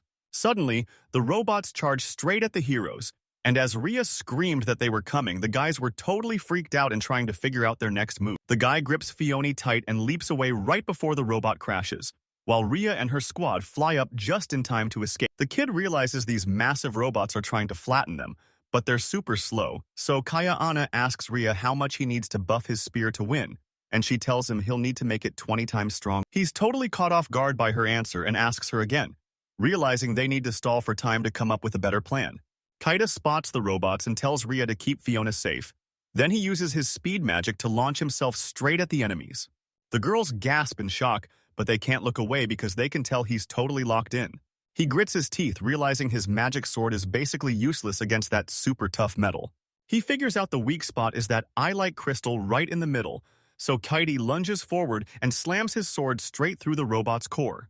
The other bot saw what happened and froze up, but our guy was feeling totally hyped and knew exactly how to beat them, so he just yelled at the robot to come at him. That ancient machine sensed a threat and lunged straight for the guy, but then it suddenly changed its mind and swerved hard to the right. The girls were totally shocked, and the guy told them that even if he couldn't break their armor, he could still stop them from moving, which made Rhea super excited while Fiona apologized for what. The guy turned around with a chill smile and told her not to stress, because protecting her was literally the whole reason he was there. He glared at the robots and told the girls they had to get out of there while they still had the chance. Keita locks in, raises his sword, and triggers his stone spear magic, making massive stone pillars crash down from the ceiling to form an instant shield. His magic blasted the metal door open in a shower of sparks, and seeing that exit gave them all a huge wave of hope that they could finally escape this nightmare. Kaita's finally free and she's totally hyped to keep the adventure going, so Rhea jumps up with a fist pump and a huge grin, while Fiona just drags behind feeling super drained and quiet. She's totally blown away by his insane powers, but he just smirks and says he's just a traveler, while Rhea spots something cool up ahead and gasps in awe. She grabs a mysterious rock from the ground and tells the boy it's actually magic, and the man looks over, totally hooked on what she just found. He stared at the stone, figuring it was the battery for those weird machines, and offered to take them with him to see how they really work. The guys are back in those same hallways, marching forward and feeling totally hyped. Out of nowhere, the guy spots something terrifying and starts filming with shaking hands, while Rhea just stands there, completely paralyzed by what she sees. Looking at the massive mountain of junk, the guy warns everyone that things are about to get super messy. He's wondering if this is even the same room since they were just in the hallway, thinking those creepy machines must have trashed the place. And Rhea nods her head as she looks at all the wreckage. Out of nowhere, he hears his girlfriend sounding super sad and whips around with a look of pure worry on his face. He found Fiona totally breaking down on the floor, sobbing that those super important files were ripped to shreds and gone for good. She totally loses her cool and screams about why anyone would build a trap that blows up their own building, while the guy just sighs and admits he's wondering the exact same thing. Suddenly, Rhea sneaks up behind him and calls his name looking super worried, so he spins around and asks what's up because he can tell something is totally wrong. She asks him to move something hidden under a pile of trash, and even though he's totally caught off guard, he's down to help. One line out rule. The input is, the girl leads him to a large piece of metal that had almost destroyed them earlier. The boy looks at it with excitement and he asks if he should move it, and even though she thinks it's just junk, she points to the floor and says there's definitely something awesome hidden right under them. The guy is totally caught off guard, tilting his head as he points out the exact spot on that massive hunk of metal. He stops for a second and realizes he should probably just try to take it off. Once he's finished, he wipes the sweat off his forehead with his sleeve. The girl sees she points with a huge grin at the giant sword smashed under all that heavy metal, and the guy is so shocked he just freezes in place. The kid is totally stunned by what they found, so Rhea tries to be a good friend and reaches for the sword to bring it right to him. She can't even budge the sword because she knows it's way too heavy for her to handle. The girl turns back to Katie looking totally confused and admits the guy is actually super heavy, but he just reaches out his hand and offers to help because he's dying to show off his strength. He lifts the massive sword like it weighs nothing, totally surprising himself, while the girl just stares in awe at his insane strength and skills. The kid acts like the sword is light as a feather while secretly struggling, and Fiona is totally stunned because she thinks he's lifting that massive weight with zero effort. He's totally caught off guard by her reaction and asks what's going on, so she awkwardly tells him it's a gravity sword, even though she has no clue where it actually came from. The guy asks again in total shock, and remembering what his girlfriend said, he thinks some weird magic is making the sword super heavy and wants to check it out himself. He checks out the blade and realizes it's a super powerful gravity sword that speeds up like crazy whenever he swings it down. Totally confused, the guy asks about gravity's speed one more time. His mind is already racing with wild possibilities. He figures he can use this power to finally start throwing hands. Behind. Fiona is totally hyped that he can actually swing that sword, since she's never heard of a weapon that powerful and can't believe anyone could carry something so heavy. She mentions that only a few travelers were strong enough to lift the sword, but they didn't need it since they already had weapons. And after checking it out, the guy says he totally gets. Once he snaps out of it, the guy asks if they need the sword for research since it's a super rare artifact, But the girl says it's actually pretty common and tells him he can just keep it, so he totally takes it. Fiona flashes a huge grin and says they've done enough digging for one day, so it's time to head back to safety. He was so hyped on the adventure that he totally lost track of time, while she admitted she needed him to trigger the traps so they could come back and raid the ruins later. As she walks down the long hallway, the girl is totally hyped, saying so much happened today that she can barely process it all. With a huge grin, she admits that for once everything is actually out of nowhere. Fiona steps on some machinery and the whole ground starts rumbling like crazy, making her gasp as she feels a massive rush of adrenaline. The boys immediately felt the vibe change and started looking around in a panic, realizing they were in some serious trouble. Kaeda sounds totally exhausted as he looks at Fiona, who finally says sorry after realizing they're stuck because she accidentally pressed something. The trap suddenly snaps shut, and something slams down from the ceiling with a massive crash and sparks, but the guy instantly throws himself over the girls to take the full hit for them. The boy hates that they're still using these ancient machines today, but he realizes it's finally time for them to make their move. The guy just sighs like he's totally over fighting these same robots again, while the girl pins her ears back in shame and apologizes for causing this whole mess. Kayato just gives a kind smile and says everything is fine, but inside he's already sweating over his next move since he's stuck with another tough choice. He looks at the robots and realizes that in this cramped space, there's no way he can hit their crystals like he did before. Rhea suddenly gets a genius idea and hopefully tells the boy to test out his new sword, leaving him totally stunned by her bold move. He was totally down for that, so he grabbed his new blade and got super hyped to finally put it to the test. Suddenly, the cars roared to life and charged right at them with their engines sounding super scary. He charged out without a second thought, gripping his new weapon tight while the girls watched him with total hope, knowing he was going to pull it off. He stared at the sword in shock, realizing it wasn't slowing him down at all thanks to a magic enchantment that made it super light, so he pumped himself up and decided to give it. He leaped high into the air, aiming his massive sword at the robots as he prepared to unleash its full power with one final crushing swing. He slashes through the robots with everything he's got, and Kaida is totally blown away by how much damage he's actually doing. He realized this sword was way more powerful than any normal magic weapon, and it didn't just make him happy, it gave him the confidence to finally believe in his own strength. One massive hit shatters the robots into scrap metal, sending energy and chunks of the ground flying in every direction. Sparks and old gears flew everywhere as the girls watched in total terror, their jaws dropping because they couldn't believe what was happening right in front of them. The guys are all smiles and feeling hyped, bragging that they love this sword more than ever and that it's finally his for real. Back at the cozy estate after their trip to Tofu, the guys finally sat down for some hot tea to recover from all that crazy action. Fiona's tail is wagging like crazy as she thanks the boys for their hard work, telling them to stop worrying and get hyped for their next big move. Rhea asks if the job is finished, but the guy looks back and says not yet, finally realizing their real mission is to figure out how that artifact was destroyed. Kaya looks right at Fiona and jokes that it's a total shame she doesn't have anything to do with earthquakes. She gives him a huge grin and says the ruins have nothing to do with the earthquake, which totally bums the guy out since he was hoping for a way different answer. The guy is super confused and asks if all their research was a total waste, but Fiona just grins and says they didn't waste a single second, then asks him if he knows about Red Omkos. Kaeda has no clue who she's talking about and asks if that's even a real person, so the fox girl just tilts her head and drops the name Radham Ko Svan Orteon, making his eyes go wide as the memories start flooding back. He remembers that only nobles have last names here, and since the guy's initials match the city of Ortheon, he asks the girl if this is the local lord and realizes he better start showing some. Fiona just smiles and tells the guy that's not the ruler's name, it's actually the successors, and honestly, nobody in this city has anything good to say about it. He's got this super nervous look on his face as he realizes that literally everyone here hates this guy's guts.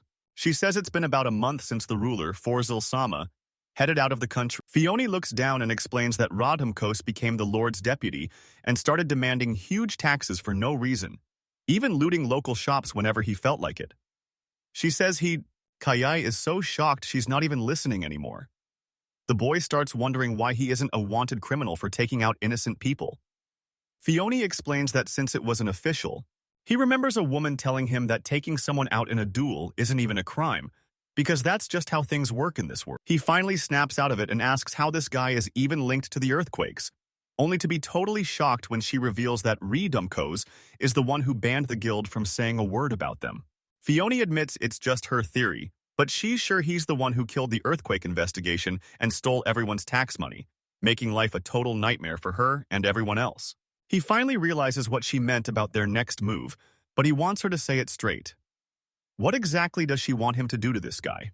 She freezes up, clutching her chest, and tells him straight up that she wants him to take her down. She cracks a small smile and straight up admits she'd actually be happy if he finished him off. He looks at her closely and realizes she's totally serious, noticing how her hands are shaking and balled into tight fists. Kaida shuts her eyes and realizes there's a ton of secret hate and bad blood buried deep in this whole situation. He asks if the guy will be a criminal for killing him, and she admits he will, but explains that he loves mocking poor people and using duels as a loophole to get away with murder. He realized he could just use his E-rank title, and she totally caught his drift and agreed right away. He knows that in this world, your rank is basically your power level, and he's pretty sure he's the only adventurer left still stuck at E-rank. He finally realizes the guy taxing everyone to death is the same jerk smashing all the artifacts, and while he knows this villain has to go, he just looks down and starts plotting his next move. He looks at Fione and asks for a bit of time to think it over, and she's totally down with that. As Kaya and Raya walk through the city, he's thinking over the request to take out the Lord's deputy, and while he believes Fione is telling the truth, he's got to confirm the facts before he officially says yes. He decides to head into town to dig up some info and meet them face to face, but then he realizes he doesn't even know what they look like. Suddenly, he notices a huge scene in the city and spots a loud, chubby guy making a total racket. He looks him right in the eye and says he thought the guy on his knees had a bag of cash, but the dude holding the bag just smirks and tells him he should have just handed over his tax money. Kaida is totally caught off guard seeing Radomko standing right in front of him, and he can't believe how easy it was to spot the guy. Kaida took one look at the guy making a scene and realized he was the exact same dude who mentioned Fione before. The kid spots a poor guy literally trembling because Radomkos is making some terrifying demands. Kaida asks the person next to him what the heck is even going on. The guy just asks. The guy explains that this is Radomko's classic move. He finds a victim, jacks up their taxes 10 times over, and if they can't pay, he'll snatch their... The stranger warns him to never stop for Domkost, because if Dom smells weakness, he'll frame you for a crime just to force a fight to the death. He admits that a ton of people died just for trying to stop him, and as he looks at Radomkos, it finally clicks that the rumors were right. This guy is a total monster. Kaina finally realized the rumors were legit, and this guy definitely helped smash the artifact. The stranger was totally freaking out, rambling about how he needed Forzo-sama to get back because it was Red Amkos, and he was totally disgusted that these poor commoners actually had the nerve to call him a bad guy. So he immediately asked if they were ready for the mess they just started before ripping off his glove and barking at his guards to grab it. Radomko smirks and raises his hand to challenge the guy to a duel, making the man realize he's totally cooked, while Kaida watches the whole thing very carefully. He remembers the guy warning him to stay far away, or he'd get sucked into all this shady business. The stranger is totally lost and asks what he means, so the guy just tells him he's positive that nobody actually wants to die. Radomko says he'll look the other way if the guy pays a massive tax, but the man is absolutely terrified because he knows he's way too broke to pay up. Kaida is getting seriously heated watching this go down, but then he hears Ria's quiet voice right behind him. He spins around and spots a girl with tears in her eyes, and she straight up tells him he smells absolutely gross. The whole city burst out laughing at the exact same time, and even Kaida couldn't help but give a smug smirk, leaving Radomko blushing hard and absolutely fuming with rage. The guy claims the smell is actually super fancy and doesn't stink.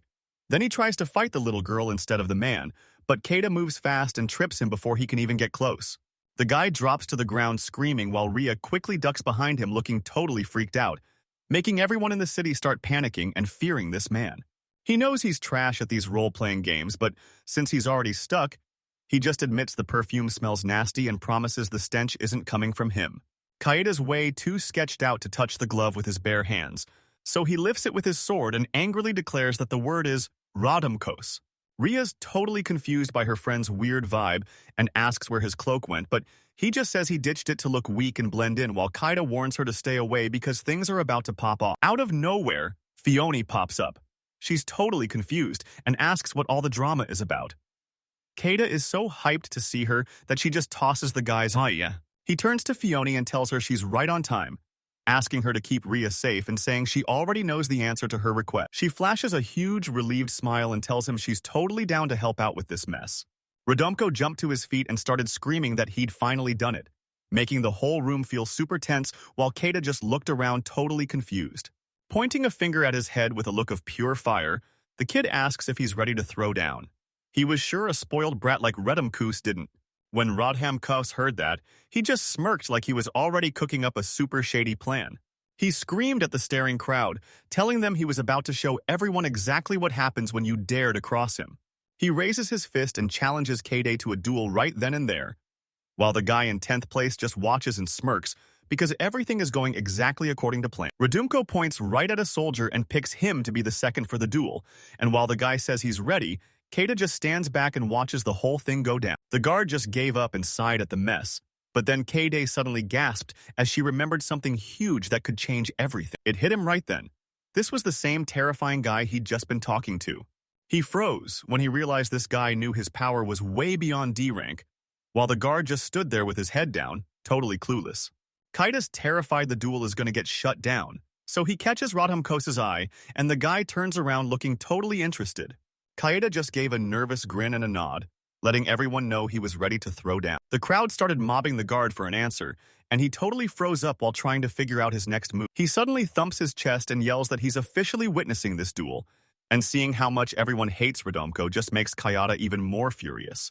He tells them if he wins, Redumko has to cancel all those tax hikes, and the guy agrees right away but adds a crazy catch.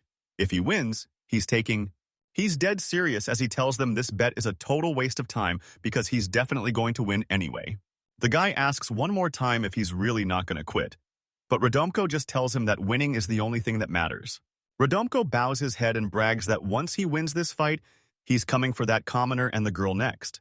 Keita was pretty ticked off that his friends were hurt, but he still decided to step up and duel. The guard throws his hand up to signal the fight and tells both guys to get ready. Redumko drops into a fighting stance ready to strike, while the hero just glares at him with total suspicion. Kaida's staring with a huge scowl, while the guy tells him he's actually giving him a chance to say his final goodbyes. This angry, super confident guy brags that he's a C-ranked traveler and tells the kid he better put on a good show. The guy is totally losing it because Kaida knows he's betting everything, and he never expected his opponent to be a lowly C-rank. Rodhamkost didn't even hesitate, leaping up and charging straight at the guy to start the fight. He swings his sword and almost lands a hit, but the other guy is way faster and dodges it easily. Kaidi moves on pure instinct and lands a massive hit on the guy.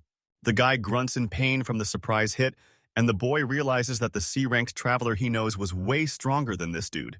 The guy gets blasted back several meters, and he clearly wasn't ready for that kind of power. Suddenly, the impact is so insane that K-Head's sword cracks and snaps right in half. The kid picks up his shattered blade in total shock, realizing Dolveron-sama's steel sword actually snapped and panicking because that gear was the only good thing he had going for him.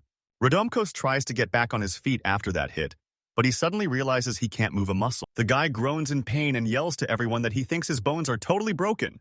Suddenly, the whole city stopped dead in their tracks to stare at the guy slumped over and looking like a total joke. Out of nowhere, the whole crowd started screaming for Cade to finish what he started. The kid walked up with his head down, telling the man he'd finally met the win conditions, but Redumko let out a massive, terrified hiccup before he could finish, and suddenly, the guy was totally terrified, reaching out and telling him he could have all the money as long as he didn't touch him.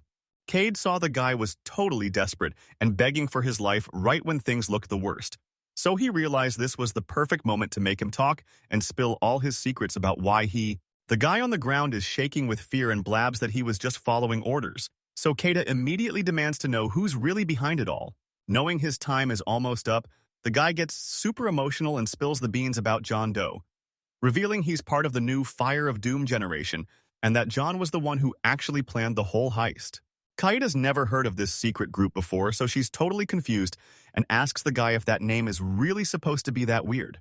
Radhakas gets lost in his memories and sounds totally freaked out as he warns them about a massive, dangerous group that thinks every single artifact is evil. The guys are shaking as they explain how the dad only cared about the brother and totally ignored him, making Radhamkos sure those artifacts are the real problem, while Kaida is convinced the beat. The kid is dying to know more about the organization, but the man says he's totally out of info and just mentions that Redumkos told him to have some faith. Kaida starts to think the guy is actually telling the truth, realizing that with the prince gone, these shady groups are just using him for their own gain. Kayada's heard enough, And instead of feeling bad, he's just straight up furious as he swings his broken sword and says goodbye to Radomko's. Suddenly, someone in the crowd screams Kate's name to stop him, and he freezes just a tiny bit away from the other guy's face. Right at the front of the crowd is a bearded dude in armor who looks super mad, and it's obvious he's the leader. Kaeda grips his busted sword and looks back at the guy behind him, while Radomko just freezes in total shock, completely blindsided to see someone from his past that he hasn't run into. Suddenly, Radomko screams at the top of his lungs that this man is his dad, and the guy looks totally freaked out because he knows things are about to get really bad. One guard slams his right hand against his chest in a salute and shouts a loud greeting to Forza Al-Sama to show total respect for her power. Even with everything going down, Kaeda looks back in total shock, realizing this guy is actually the real prince who left for the capital. Seeing the city and its people in such a bad state makes him realize the prince is finally back. So Zell steps in with a serious look and asks the kid to put his sword away because he's hyped but also a bit suspicious as he asks his dad if he's actually going to save him. While Kaedia tells the king straight up that the only way to win this duel, Forzel's psalm says if winning means the enemy has to die, then they've got to make it happen. But he's not the one who has to finish them. Kaeda is the one who has to do it. Just as the king gives the command, a guard pulls out a massive square object covered in all kinds of mysterious symbols. Kaeda looks at the object and realizes it's actually a magic device that shows your status, making him way more hyped to see what it can do. The guard hands the attribute straight to Radomko on the floor, and while he's totally hyped, he's also super nervous because he has no clue what's about to happen next. He holds the magic power to the guy's chest and the device suddenly blasts a blinding light, proving it's working and making everyone freak out. Out of nowhere, the word bandit pops up on the magic device, leaving Radomko's and Kaeda totally stunned because they never expected things to end like this. The guard coldly tells the kid he's guilty, making Radomko scream that it's a lie, while his dad just closes his eyes and sighs, looking totally ashamed of his son. The guy starts begging and swearing to his dad that he's innocent, but the prince is totally livid and starts screaming at him for lying. Forzel is totally losing it, screaming at the guy to find out where Matamkos is because there's no way he's letting this disaster happen on his watch. Radomkos tries to act like he's the good guy, saying his little brother was being way too bossy and annoying, so he just threw him in jail and thinks it's a totally normal thing to do. The whole city was paralyzed with fear as they watched, but Kayada just looked at the guy with pure disgust, thinking about how this was straight-up assault and a total violation of someone's rights. The kid was stunned that this guy thought any of this was normal, and as Asama facepalmed and called his son a monster, Radhanku started shaking, knowing exactly what kind of nightmare was. Zell sounded super disappointed as he sentenced the guy to die like a common bandit, telling him he could have lived a chill life if he'd just stayed out of trouble, while Radomko could only ask what was happening in total terror. The guards move in to bust the guy, and he starts freaking out, begging his dad for mercy, while the prince tells Koyad he's sorry for all the drama he caused. The prince takes full blame for the mess, promising to lift the rules and force the guild to go public right away while saying sorry to the kid once more. Kayaida looks at the guy and realizes he's being a total pro, even though he's the one who actually suffered the most. He finally throws his coat back on to get his classic look back, just as Ria and Fione show up with big smiles to tell him he did an awesome job. Fione is totally shocked to see them there, but she's just glad the drama is over. And Kaeda smiles, saying the city is in good hands as long as this guy is the... Seeing the girls getting all serious, he warned them that the artifact trouble wasn't over yet and they had to stay on high alert. He told the girls to head back to the guild since the info ban was finally lifted. And since he was so sure La Chassin would spill all the secrets, they were totally down with the plan. The boys finally arrived and spotted some news on the stand that stopped them cold. And they weren't the only ones standing there totally speechless. Fione was hyped to see the news already dropped, and the guy was stunned by how fast everything was moving. He saw the news had only dropped a few minutes ago and was totally blown away by how fast everything was moving. Taida turned around to see Losia-san chatting with the girl, and when she felt him looking, she flashed him a warm smile that totally sent his feelings into overdrive. He looked back with a nervous grin, wondering if she'd been prepping since the very start of the duel, right as Fione's happy face totally dropped while she waved hello. He realized this girl was actually super talented and would be a total game changer later on, which finally gave him the confidence he needed for the future. The news is freaking out because the monsters near Orti and OM are acting totally insane. And it's all because those artifacts got smashed, which is causing non-stop earthquakes that have the locals living in constant fear. It's super likely that some artifacts are stopping the volcano from blowing up, since there are still no signs of it waking up. The artifact got totally smashed by a group fighting them called the New Generation of the Fire of Doom. The investigation is still going strong, and by tomorrow morning, one new clue could totally flip the script. He reads the info and realizes the artifact he and Ria found was actually keeping the volcano from blowing up, and breaking it is what triggered that earthquake. Fiona looks at him and cuts to the chase. They have to find the rest of those artifacts and protect them no matter what, and he's 100% on board. She rubs her chin and asks if they should head to the massive ruins of Orion, even though she's pretty sure they won't find anything cool there. He looks at his friend in total shock and asks why she's so sure, since research can always have some wild twists. Fiona rubs her temples and tells them that compared to the ruins they just found, the stuff inside Ortheon is from a totally different era. She explains that while there are tons of theories about these ruins, she's convinced they belong to a whole different civilization, and Kaida and Ria are totally locked in, hanging on her every word. The guy looks away, realizing that if this is all legit, they have zero clues on where the rest of the artifacts are, and that's a huge problem for him. The man stares at Ria, totally confused why the new Fire of Death generation hasn't found the other artifacts yet, since it's only a matter of time before they're all wiped out. Out of nowhere, Ria spots something and snaps her head away in total shock. The guys were standing right next to the crowd just as a bunch of new people swarmed the newsstand to see what was going on. He asks her if she can track down the artifact as long as the entrance is open, and Ria's like, "No problem, I've totally got this." Fiona is totally lost and asks them what they're even talking about. Kaida's talking about these underground ruins where a magic-proof seal is guarding an artifact, and she thinks it's finally about to break. Fiona looks at the guy in total shock and asks why he'd do that, not realizing he's actually being dead serious. He explains that this organization is going to track down the rest of the artifacts, but it'll take some serious time to wreck them. He thinks it would be a total breeze if he and Ria could just sense the magic shifting, but the girl warns him that these artifacts are super durable and won't go down without a fight. He reaches out his hand and says that if they're already busy wrecking these guys, this might be their only shot. He points at the crowd by the notice and says those guys will definitely tip off their friends underground, asking the girls if they think he's right. The girls were totally shocked by what they heard, just staring at the guy with their jaws on the floor. Fiona is super hyped that they can finally break the seal, and Ria is just as excited to agree, while the guy tells them they're right and they'll figure out where they are in no time. He smacks his fist into his hand and declares that as soon as they find out about this, it's go time. They're gonna stop all this craziness and give their mission some real meaning. And he just starts grinning because he finally sees a way for things to get better.